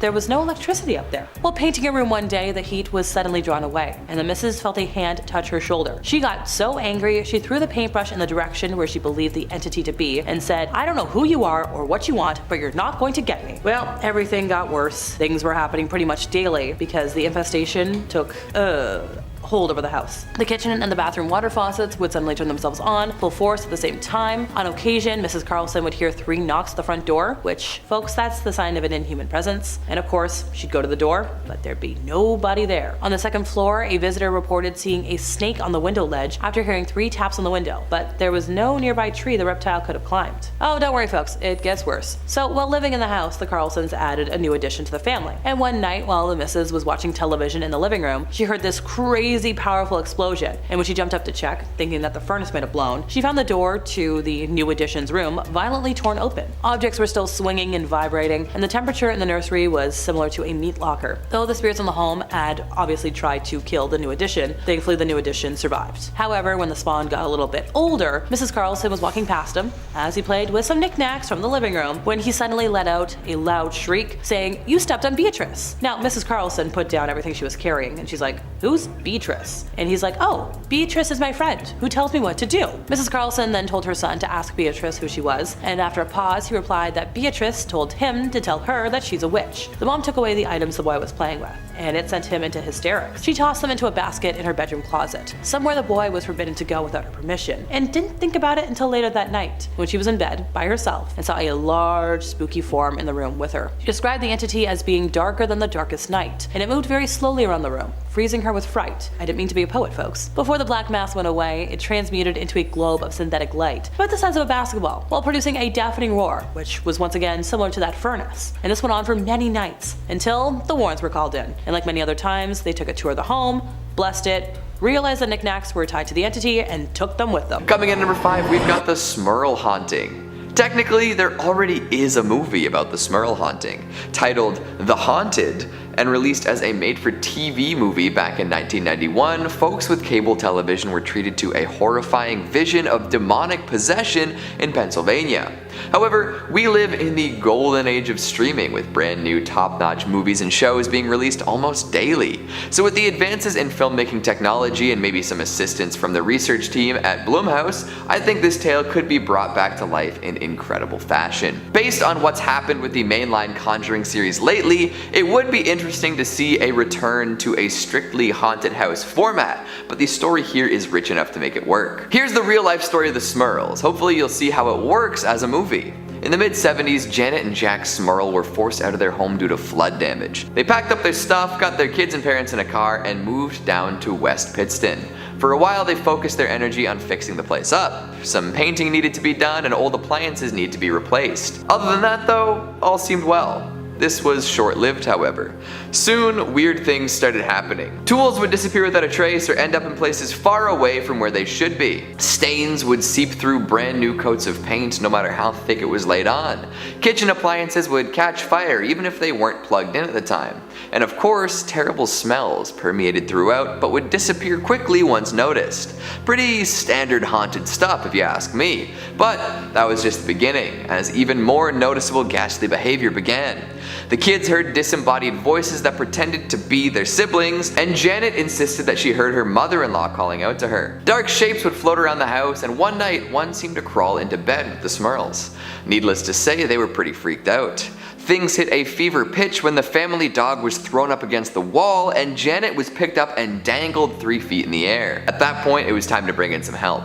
The Warrens arrived and soon found out that there were 3 human spirits in the house, accompanied by a malevolent demon.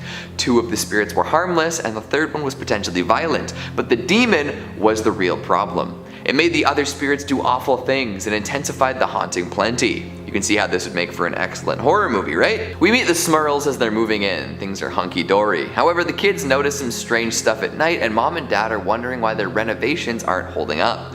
Then something changes, and it is full-on haunt mode. Ed and Lorraine show up and the mystery begins to unravel. Tie it in with the other Conjuring flicks and you've got yourself a summer horror blockbuster. Blumhouse, call me. Coming in at number 4, we've got Lindley Street. Here we have another famous haunted house which would perfectly align with the rest of the series had they not switched it up for The Devil Made Me Do It. I'm sure a return to form would go over just fine though. Moving on from my goofy format-based nitpicking, here's a good story. Haunted houses tend to get folks interested in anything, so that's a good start. Also happening in the mid-70s at the time, this was a well-publicized poltergeist. Connecticut is famous for all sorts of haunted and damned locations, but Lindley Street is probably one of the most famous. Gerard and Laura Goodwin, homeowners and Good Samaritans, reported an array of otherworldly attacks in their little bungalow. Windows were broken, furniture was scattered, a cat inexplicably spoke in English, and more. The longer this went on, the more folks became interested. For a while, all sorts of folks that weren't the Goodwins saw these paranormal occurrences too. That's what made this such a high-profile haunting. All sorts of reputable and reliable community members claiming to see insane, seemingly impossible things happening in their peaceful neighborhood. News teams, nosy neighbors, firefighters, police squads, priests, and of course the Warrens were called in to see what they could do. And then, just like the neighbors, the policemen and firefighters saw the paranormal experiences happening. So there are a few ways we could approach this tale of terror in a cinematic fashion. There's the obvious way, which is fitting the events into the Conjuring universe and having all sorts of new characters introduced that could have witnessed the haunting. Classic, can't miss stuff right there. However, the guy in me who took a bunch of film courses at university makes me want to look at this a little differently. You know, I want to hear all sorts of different perspectives, a bit of he said, she said, maybe investigate what each individual saw and see if there is an ultimate answer. If I'm being too vague, I'll come right out and say it. Let's make a haunted house Rashomon. Like, have the Warrens or some surrogate demonologists come in at the very beginning and ask folks what's happening. Then you get accounts from each invested party and every tale is different in some way or another. And then, as is the case with most real-life haunted houses, we don't really come away with a concrete answer. Just the tales of those who experienced it themselves and the tricky job of putting the pieces together ourselves. Think about it. Coming in at number 3, we've got the Donovan family. Ghosts and romance. Ain't nothing better, right? Plus, when was the last time they made a specter-filled love story for the big screen? We got Warm Bodies a while ago, but since then we've really seen nothing new. Maybe a few indie movies where the monsters are surprisingly alluring, and I suppose The Shape of Water counts for something, but all of those have physical monsters to smush. Lust is a hell of a drug, don't you know? So what if we took the story of a girl summoning a ghost via Ouija board and then falling in love with it? Well, that's what happened with the Donovan family haunting. Their daughter brought a demon into the house, dated it for a bit, and then realized that it was just using her to sap at the life force of everyone around. Yikes. You've heard of people being used for their bodies or their money, but their life energy? That's gotta sting a little bit. It would be a fun descent into madness, with audiences realizing halfway through that this otherworldly suitor does not have the protagonist's best interests at heart. Definitely worth a rewatch to see what you missed the first time too. Coming in at number 2, we've got the South End Werewolf. Now, we've talked about returning to haunted houses a couple times today with varying results, but what about adding a werewolf story to the Conjuring universe? And that's what I'm talking about. The Warrens apparently had a run-in with some sort of lichen adjacent during one of their exorcisms. It wasn't a traditional werewolf. Full moons and silver bullets were more or less left out of the equation. But in the case of Bill Ramsey, a hellish transformation apparently did take place. As a kid, Ramsey had a few bestial outbursts, but seemed to chill out as he got a little older. However, out of the blue, an adult Ramsey started acting absolutely feral once more. After a brief stint in a mental hospital, Ramsey linked up with the Warrens and made his way to the States, where a priest was waiting to perform an exorcism. During this ritual, witnesses claimed to have seen him turn partially into some sort of man-beast.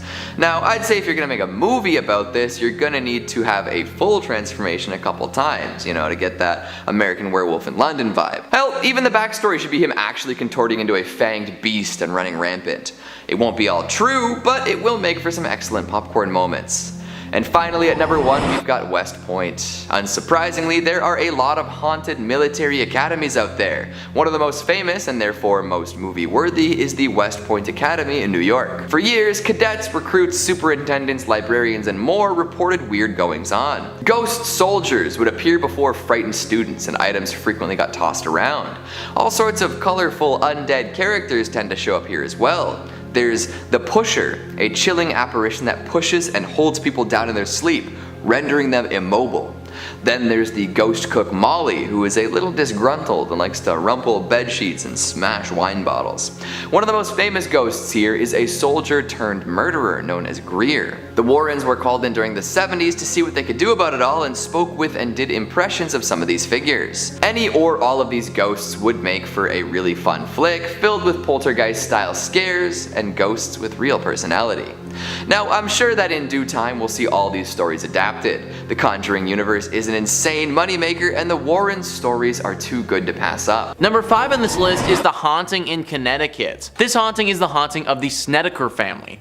Listverse writes, after renovations on the house were complete, Carmen Snedeker entered the basement for the first time.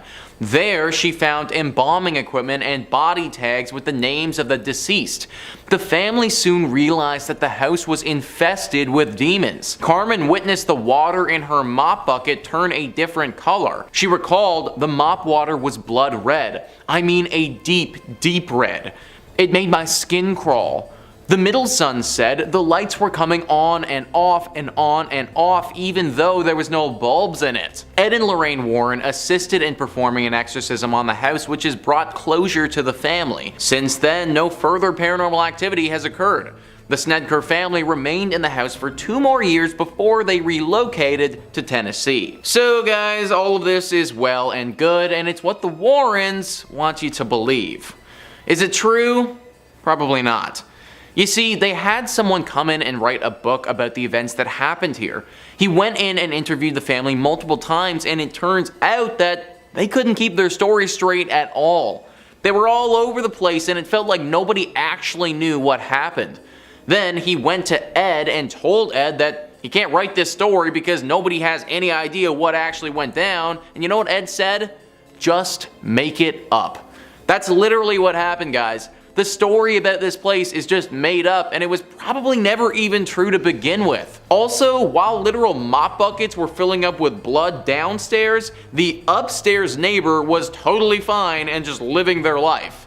Seems kinda strange that the demonic possession would differentiate between floors, but I guess that's what the Warrens want you to think. Number 4 on this list is the Vampire Girl. Now this is one of those cases that, if it's true, doesn't get enough of the limelight. The Warrens have dealt with werewolves before, and we actually looked into the South End werewolf and what it's all about in one of our previous videos. But this vampire case, it never really gets talked about. The Warrens were brought in to deal with an 18-year-old girl who was going down a path of vampirism. This girl was very interested in death and the underworld. She started performing satanic rituals by herself and, as you'd expect, ended up becoming possessed. The possession was clearly vampiric in nature, and the demon was hungry for blood. It's said that she would wait in cemeteries for unsuspecting victims and then attack them right when they got there. It was reported that 16 people were bitten by this girl, and she would actually drink their blood. To my knowledge, nobody was killed, but there were obviously some pretty serious injuries involved. Now what strikes me as odd is why this case hasn't been discussed more. It almost feels a bit like a secret because it's never brought up and largely forgotten about. Yet, when you consider what actually happened and the events that transpired, this is one of the most shocking things they ever did. The fact that we don't bring up this case and talk about it more actually leads me to believe that if there is any truth to be had in the Warrens' exploits, it might be here. Maybe they were actually trying to protect the world from the truth here. The truth that vampires are potentially real. Number 3 on this list is Ed's relatives. This is something that really doesn't get mentioned a lot, but Ed Warren saw demons just like the rest of the people he tried to help. I think the media often portrayed the Warrens as these almost superhuman individuals who were impervious to the will of paranormal entities, but Ed certainly struggled with this growing up and for much of his life. Apparently, Ed would be frequented by the ghosts of long past family members.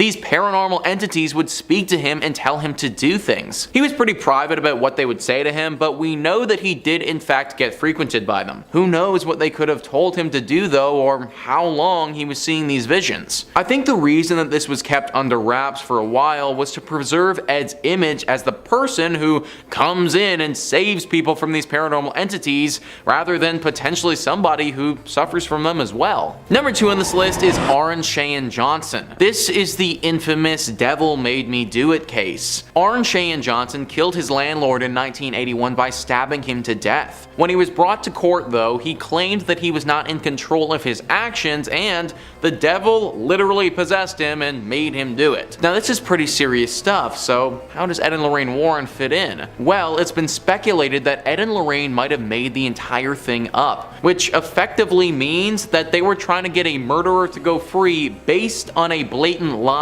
Johnson had a brother-in-law whose name was David. David was mentally ill. He needed professional help. The Warrens saw this as an opportunity and decided to try and exploit it. They came in and tried to manipulate the family to say that David was initially possessed with a demon and that Johnson came in, told the demon to take his body instead, and saved David from said demon. If the public believed this, then the Warrens would be smack dab in the center of a massive demon case. David and his family would get a lot of money from publicity deals, and the murderer Johnson would get off scot-free. It was a win-win-win for everyone except the justice system. Well, David's family wasn't happy about it after some thinking. They ended up suing the Warrens, claiming that they manipulated them and tried to get a guilty man to walk free, which if everything that I just said is true, they did actually do. Just another secret that came out that they didn't want to be revealed. And finally, number 1 on this list is Annabelle. In our last part of the series, we were breaking down some of the Warrens' cases and talking about how some of them may have been fraudulent. Well, a lot of you were commenting on that video asking about one of their most famous cases that I haven't brought up yet.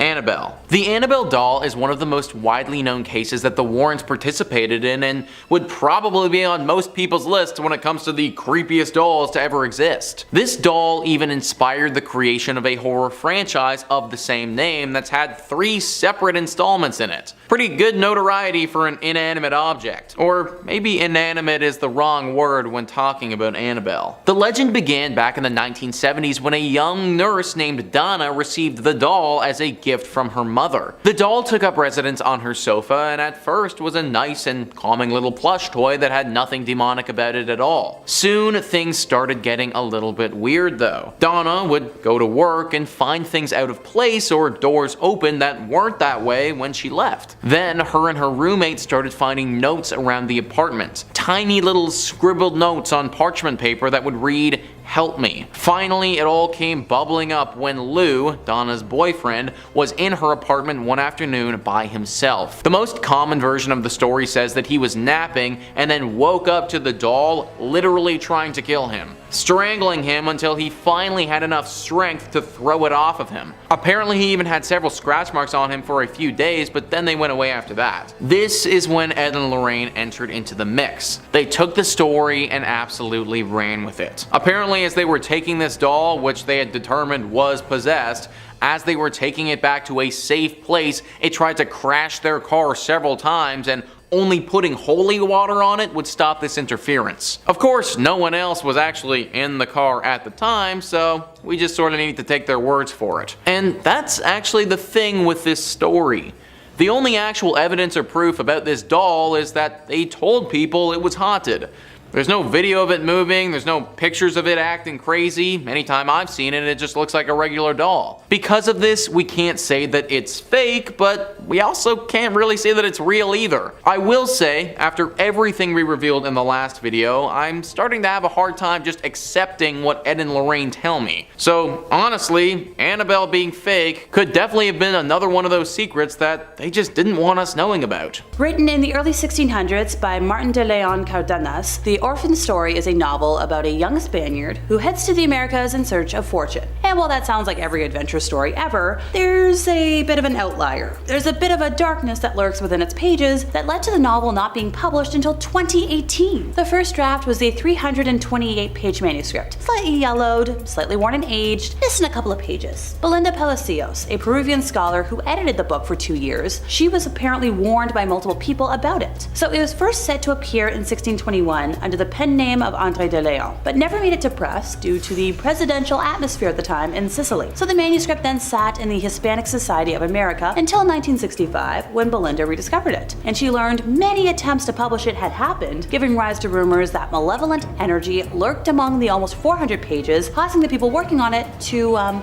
die. So in an interview, she commented on the reported deaths, saying one was from strange diseases, another was a car accident, and something else. So Belinda had heard from other professors she was working with to publish the book. One of them specialized in colonial letters from the Andean regions and Mexico. This person went by the name of Raquel Chang Rodriguez. Now these letters describe how Antonio Rodriguez Monino and William C. Bryant both died before finishing their editions of the book. And that's why the manuscript is believed to be cursed. She's like, yeah, that's why this is taken so long to publish, because if you work on it, that's the end of your life. Okay, don't touch it. Most books would be happy with a gift card or dinner for their birthday, but Abraham the Mage, or Abraham, depending on who you ask, decided to give his son a book full of mythical curses. Yay! So this book tells the story of an Egyptian mage named Abraham, or Abramelin, who taught in a system of magic to Abraham of Worms, a Jew in Worms, Germany. The system of magic from this book regained popularity in the 19th and 20th centuries, partly due to Samuel Liddell MacGregor Mather's translation, which dubbed it the Book of the Sacred Magic of Abraham the Mage. So ever since it was translated to English, this 15th century novel has had a reputation for being cursed. Now there are several theories why, but a lot of folks believe it has to do with the mages believe that everybody has their own unique personal demon. And throughout the book, there are instructions for rituals and supernatural feats to bring your demons under control. So internally, the text dates itself to the year 1458, and the book exists in the form of 12 manuscripts and an early printed edition. Now the earliest manuscripts are 2 versions that date from about 1608, are written in German, while another 2 manuscripts are from about 1700 and 1750. The practical magic found in both Book 3 of the French text and Book 4 of the German tends to center around a set of talismans composed of magic word squares. These are similar to traditional magic squares, though the latter are usually composed of numbers, whereas these ones contain letters. Commonly, word squares are used as puzzles or teaching aids. So in the context of all of this, the focus becomes mystical. So each square should contain words or names that relate to the magical goal of the square. A parallel is found in the famous Sator Arepo Tenet Abra Rota's word square, an altered version of which is also found amongst these squares. So you combine a cursed book and math puzzles, and you get no thank you, moving on. I feel like calling something an untitled grimoire should be scary enough on its own, but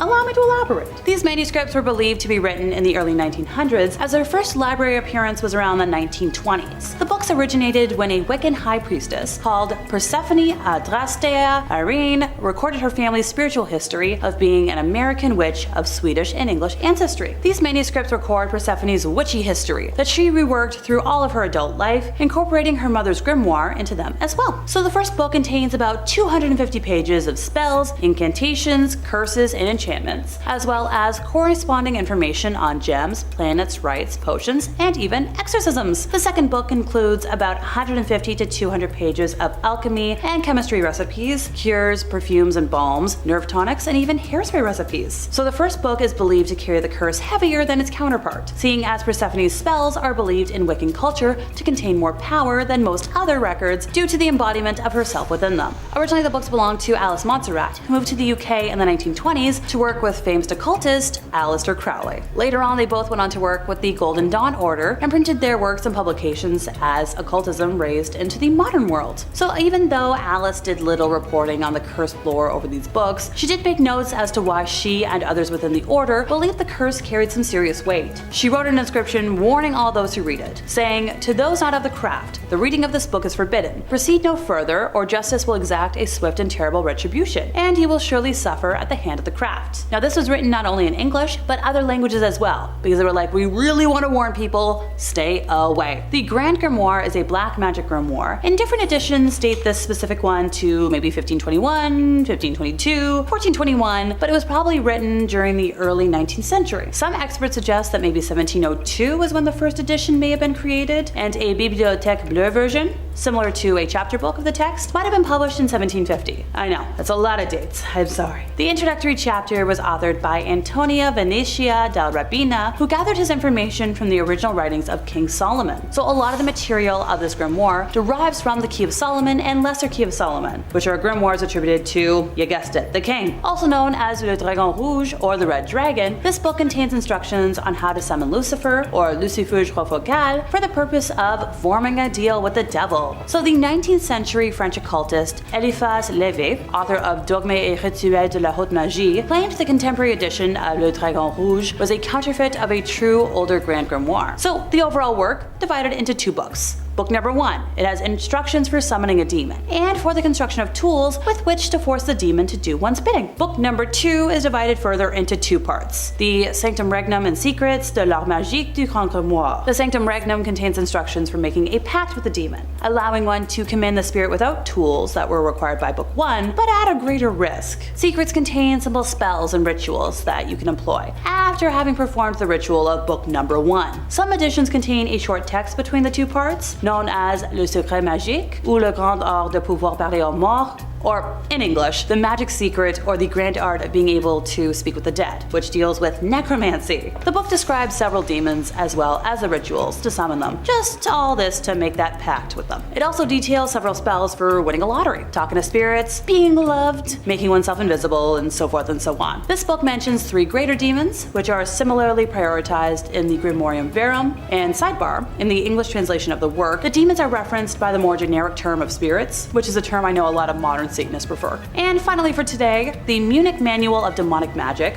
or MMDM, or Liber Incantatorium Exorcimorium e Fascinatorium Vererium, is a 15th century grimoire manuscript whose name I totally just butchered. The text, composed in Latin, is largely concerned with demonology and necromancy. Richard Kiekefer edited the text of the manuscript in 1998 under the title Forbidden Rites, a necromancer's manual of the 15th century. Portions of the text in English translation are presented in Forbidden Rites as well, embedded within the author's essays and explanations on the Munich Manual in specific and grimoires in general. The Russian translation of this Latin grimoire was published in 2019, and the first English translation was only published in 2023. There was only one known surviving manuscript of the original manual, which is almost complete, minus the first 2 folios that describe the beginning of rituals. The rest of the grimoire contains complete instructions for the invocation of demons, such as Satan, Lilith, Aseroth, and Samael, as well as the supposed attainment of favors and supernatural powers. Some of the spells allow for, you guessed it, obtaining the love of another, achieving invisibility, acquiring wealth and treasures, or gaining knowledge. The text is accompanied by over 40 illustrations of magic circles and symbols to be used in rituals. You've got a list of 11 demons, similar to the ones from the Ars Goetia, and as you guessed it, most of the text is in Latin, minus a little bit of German and Italian. So I recently had the opportunity to sit down and chat with someone who was allegedly exorcised by the Warrens in their later years, and the entire possession case was a scam, set up to see if these folks could actually trick the experts. So this took place at a haunted house in Connecticut, and the folks there were claiming that some sort of demonic entity was possessing a room in their establishment, and that there was a demonic mask involved, one of their employees was indeed possessed, etc, etc, etc. So Ed and Lorraine made a trip out and claimed, yep, there's something demonic here, and an exorcism was necessary. They were picking up all sorts of readings on their devices, the demons were saying something about wages, and what do you know, this was all fake. Now my friend, who prefers to remain anonymous due to his very public line of work, claimed that the Warrens performed an exorcism on him while he faked being possessed, and only became healed when he realized that the elastic on the cursed mask was about to snap. He was also kind of exhausted from faking being so possessed. So much for expert knowledge. This next little bit of information isn't as terrifying in the traditional sense, but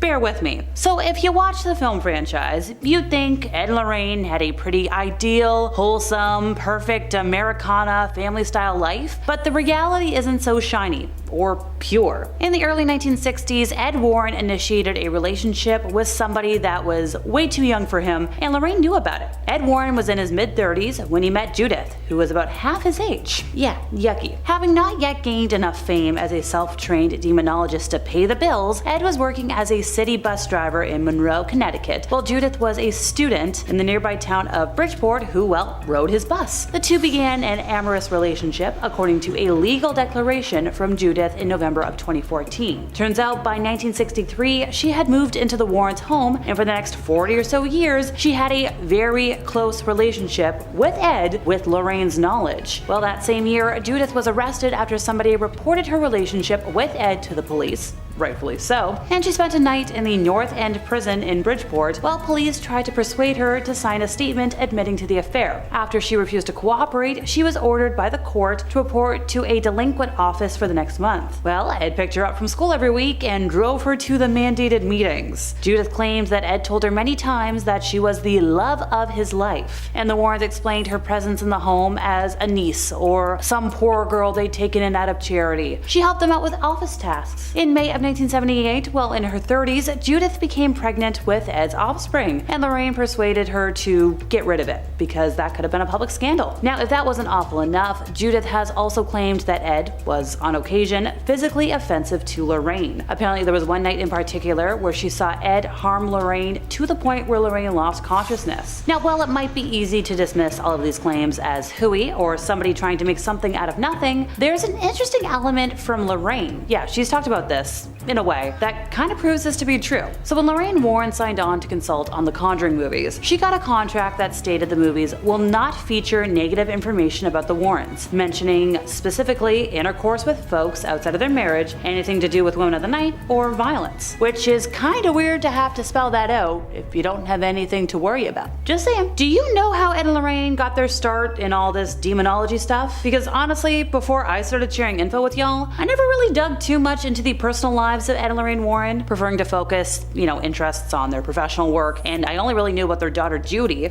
Yeah, they had a daughter from the rare time they mentioned her in one of their books, and her husband because of all the rare footage he's publicized since their death, which we'll get more on in a moment. So it turns out Lorraine was still in school when she first started seeing auras. She thought this was something everybody saw, but she found out pretty quickly otherwise when she brought it up at her Catholic school. She compared the lights surrounding the Mother Superior and another sister, and was told immediately to never talk of what she saw ever again. So she learned to either hide her gifts or choke it off. Whereas Ed, on the other hand, grew up in a haunted house. He'd look into closets and see faces, one specifically of an old lady. The temperature in his room would drop and he would hear footsteps, heavy breathing, and when he brought it up to his father, he was like, oh, there is a logical explanation for everything. Leave it at that. So Ed and Lorraine both did their very best to try and ignore their gifts. They wanted to live normal lives, but the universe drew them together and had different plans. Ed had a near-death experience while serving in the Navy, and when the ship he was on collided with an oil tanker in the North Atlantic. A fire erupted and everybody had to jump overboard, and as Ed was in the icy water, he prayed for help and was soon rescued, believing it to be from cosmic interference. After that, he returned home, asked Lorraine to marry him, and they got married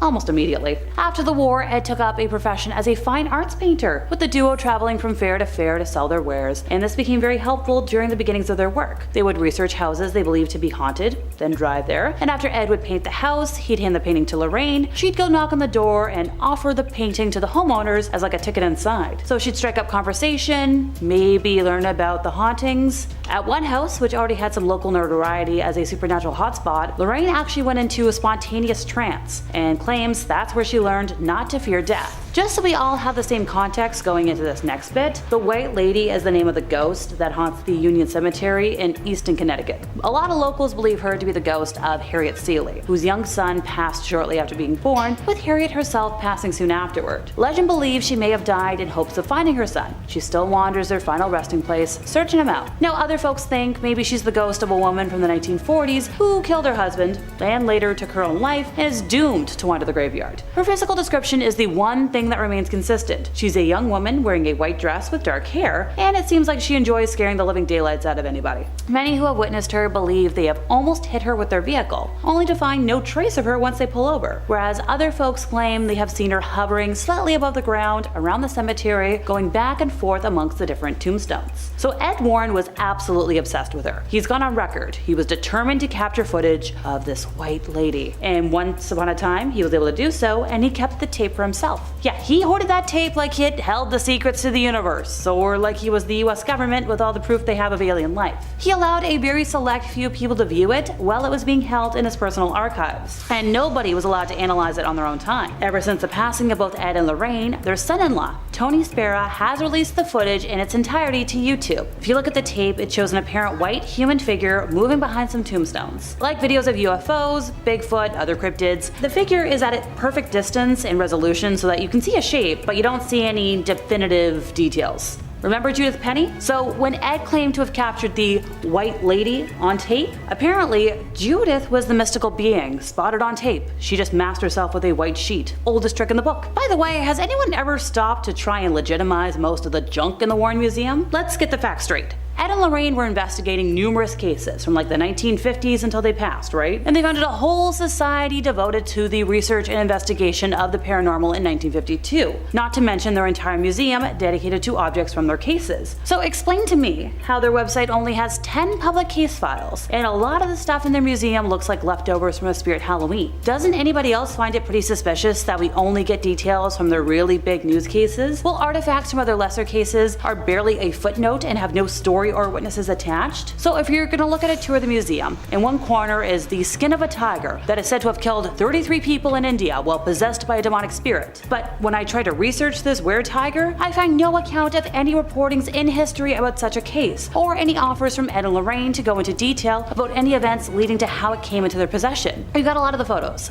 Given what I know about modern day Satanism, one of the idols in the museum looks like a paper mache alien mock-up. Fun fact folks, a lot of people who practice Satanism don't actually pray to any sort of idol or to the devil. Number 5. The White Lady Ghost. Among the Warrens' career of demonology was this peculiar case involving a local Connecticut legend, the White Lady Ghost of Union Cemetery. Whoosh, that's a doozy of a title.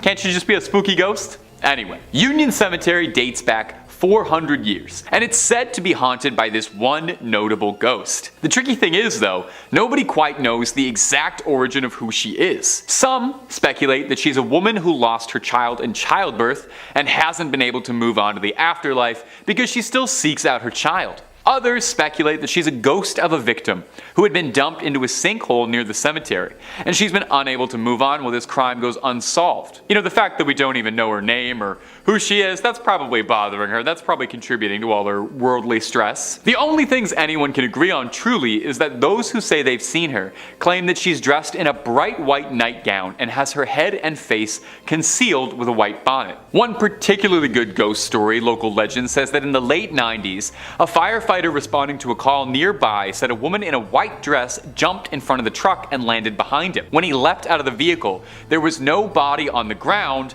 but a dent in the hood. Naturally, such a popular local ghost story caught the attention of Connecticut natives Ed and Lorraine Warren, and this never-before-seen footage was released by Tony Spera, their son-in-law, and it's Ed filming the cemetery looking for proof of the White Lady. We'll play some of it for you now so you can get your eyes on it and you can try to make out what's happening. Ed Warren claims that in the footage you can see the ghost walking behind him in the shadows and turning to look at him. Lorraine Warren once said this evidence was so important that it had to be locked away to be studied by the New England Society of Paranormal Research. And I don't want to pop anyone's balloon here. It looks to me like they locked it away because it's not really that impressive. I personally couldn't really see anything in this, but let me know down below if you think this is smoking proof of a ghost walking through the graveyard, or if it's just some blurry lights through the fog. And if you're looking for more ghost videos, stories about Ed and Lorraine, hauntings, possessions, exorcisms, and basically anything freaky, Top 5 Scary has all of that and then some on top of it. Click through, subscribe, and like, and I am certain you'll find something to suit your fears. Stay scared. Number 4.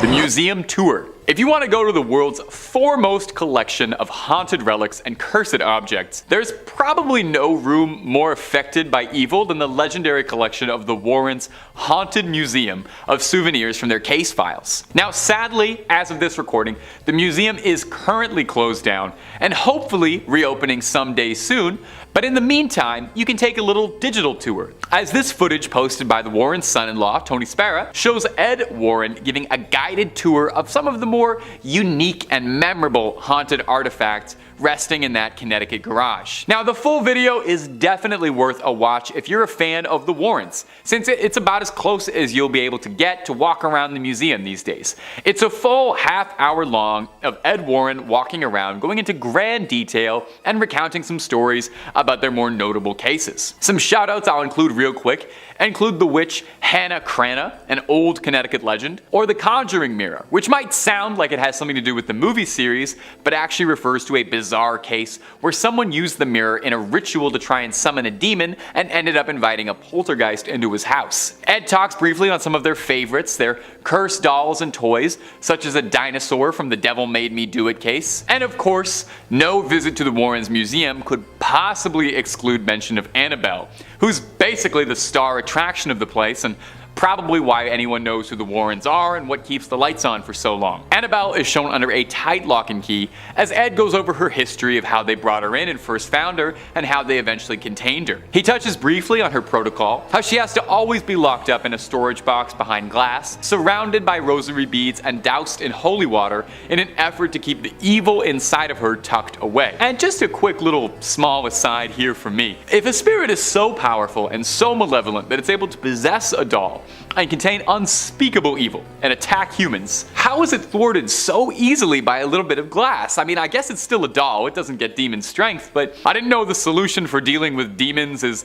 the same way you deal with like a dog that's being kind of troublesome. You just put something around them until they can behave. Anyway, moving on. Number 3, an exorcism. To some, the ultimate paranormal dream would be getting to ride shotgun with the Warrens on one of their cases, getting to experience the paranormal firsthand under the tutelage of those who have battled it their whole lives. It would be like if Obi-Wan Kenobi picked you up on some backwater desert planet and asked if you wanted to go on a great adventure with him. It would be awesome. Well, some people get to live their dreams every day. Like me, you know, my dream was to stand in front of a camera and talk about ghosts all day long. A YouTuber by the name of Haley Reese got the rare opportunity to meet Tony Spera, the husband of Judy Warren, daughter of the family, and Lorraine Warren a bit before she passed away, and she got a blessed look into some never before seen footage of the pair of demonologists conducting some field work, namely an exorcism. Now the person being exorcised, their name is Roberto, but they've been blurred out to protect their safety.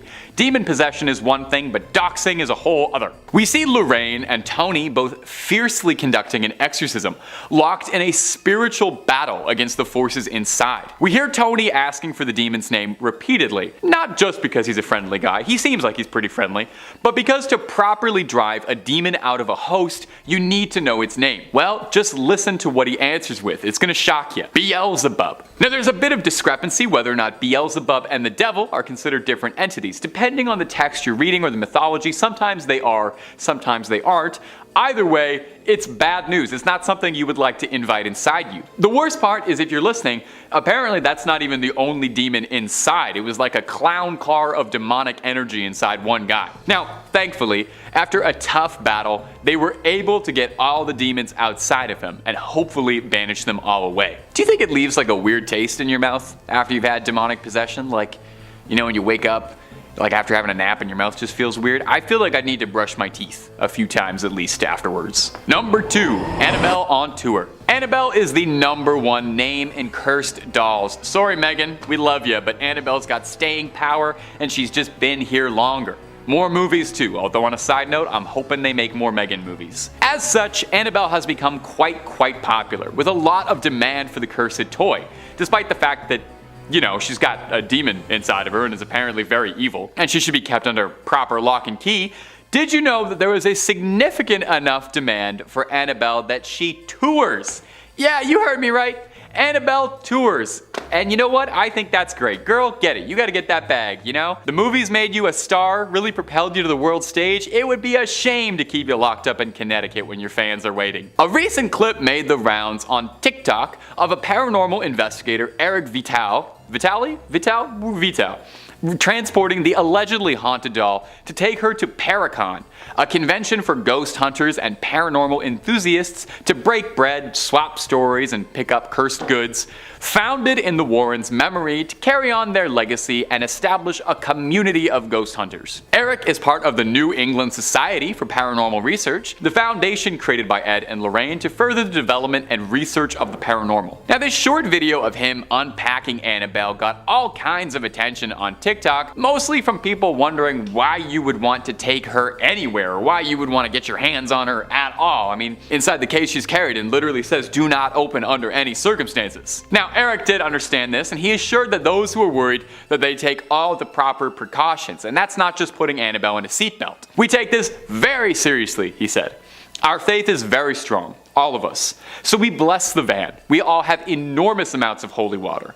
We have a priest come in, bless the area, and bless the items. And maybe put her in a car seat too, just to be safe. And number 1, Buddhist exorcism. You know, it wasn't just the United States where Ed and Lorraine worked on their cases. If there was a call for it, the Warrens would do their best to answer. Plus, I feel like if you only ghost hunt in one country, you're missing out on so many good demons and scares. If you're a fan of the channel, then you know by now just how many really fascinating cultural and regional monsters that exist out there and all the different ghost stories that exist. You know, you can spend your whole life battling demons, but have you ever gone toe to toe with a yokai or an oni? Maybe that's why the Warrens decided to take a trip to Japan in the early 2000s. Maybe they just wanted a nice vacation, or maybe they were getting tired of local poltergeists and wanted a new difficult challenge. They set out to Japan to investigate these allegedly haunted tunnels, where a number of people were reported to have died in. Ed was a former World War II Navy veteran, and he had spent a lot of time around Japan and was interested in their culture and the reports and things that he had heard. Of course, it was hardly a vacation, because while they were there,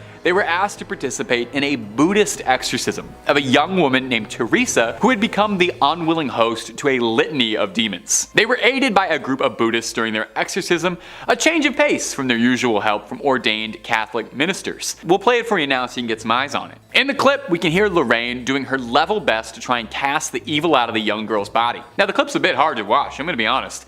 Seeing somebody writhe around screaming in what looks like agony, but luckily, they're being tended to by the experts, I guess. If there was anyone you'd want, it would probably be Ed and Lorraine and a group of Buddhists. Ed and Lorraine said the Buddhists were extremely helpful, saying they were cut from a different cloth. And if they're ever running out of Conjuring movies or running out of ideas for them, I think they should start sending the Warrens internationally. Or just stop pretending they're based on true stories altogether. Have the Warrens try to fight Godzilla, or have them fight the Predator or something. Let's see them exorcise their way out of that one. Let's see holy water and a little rosary take on the Predator.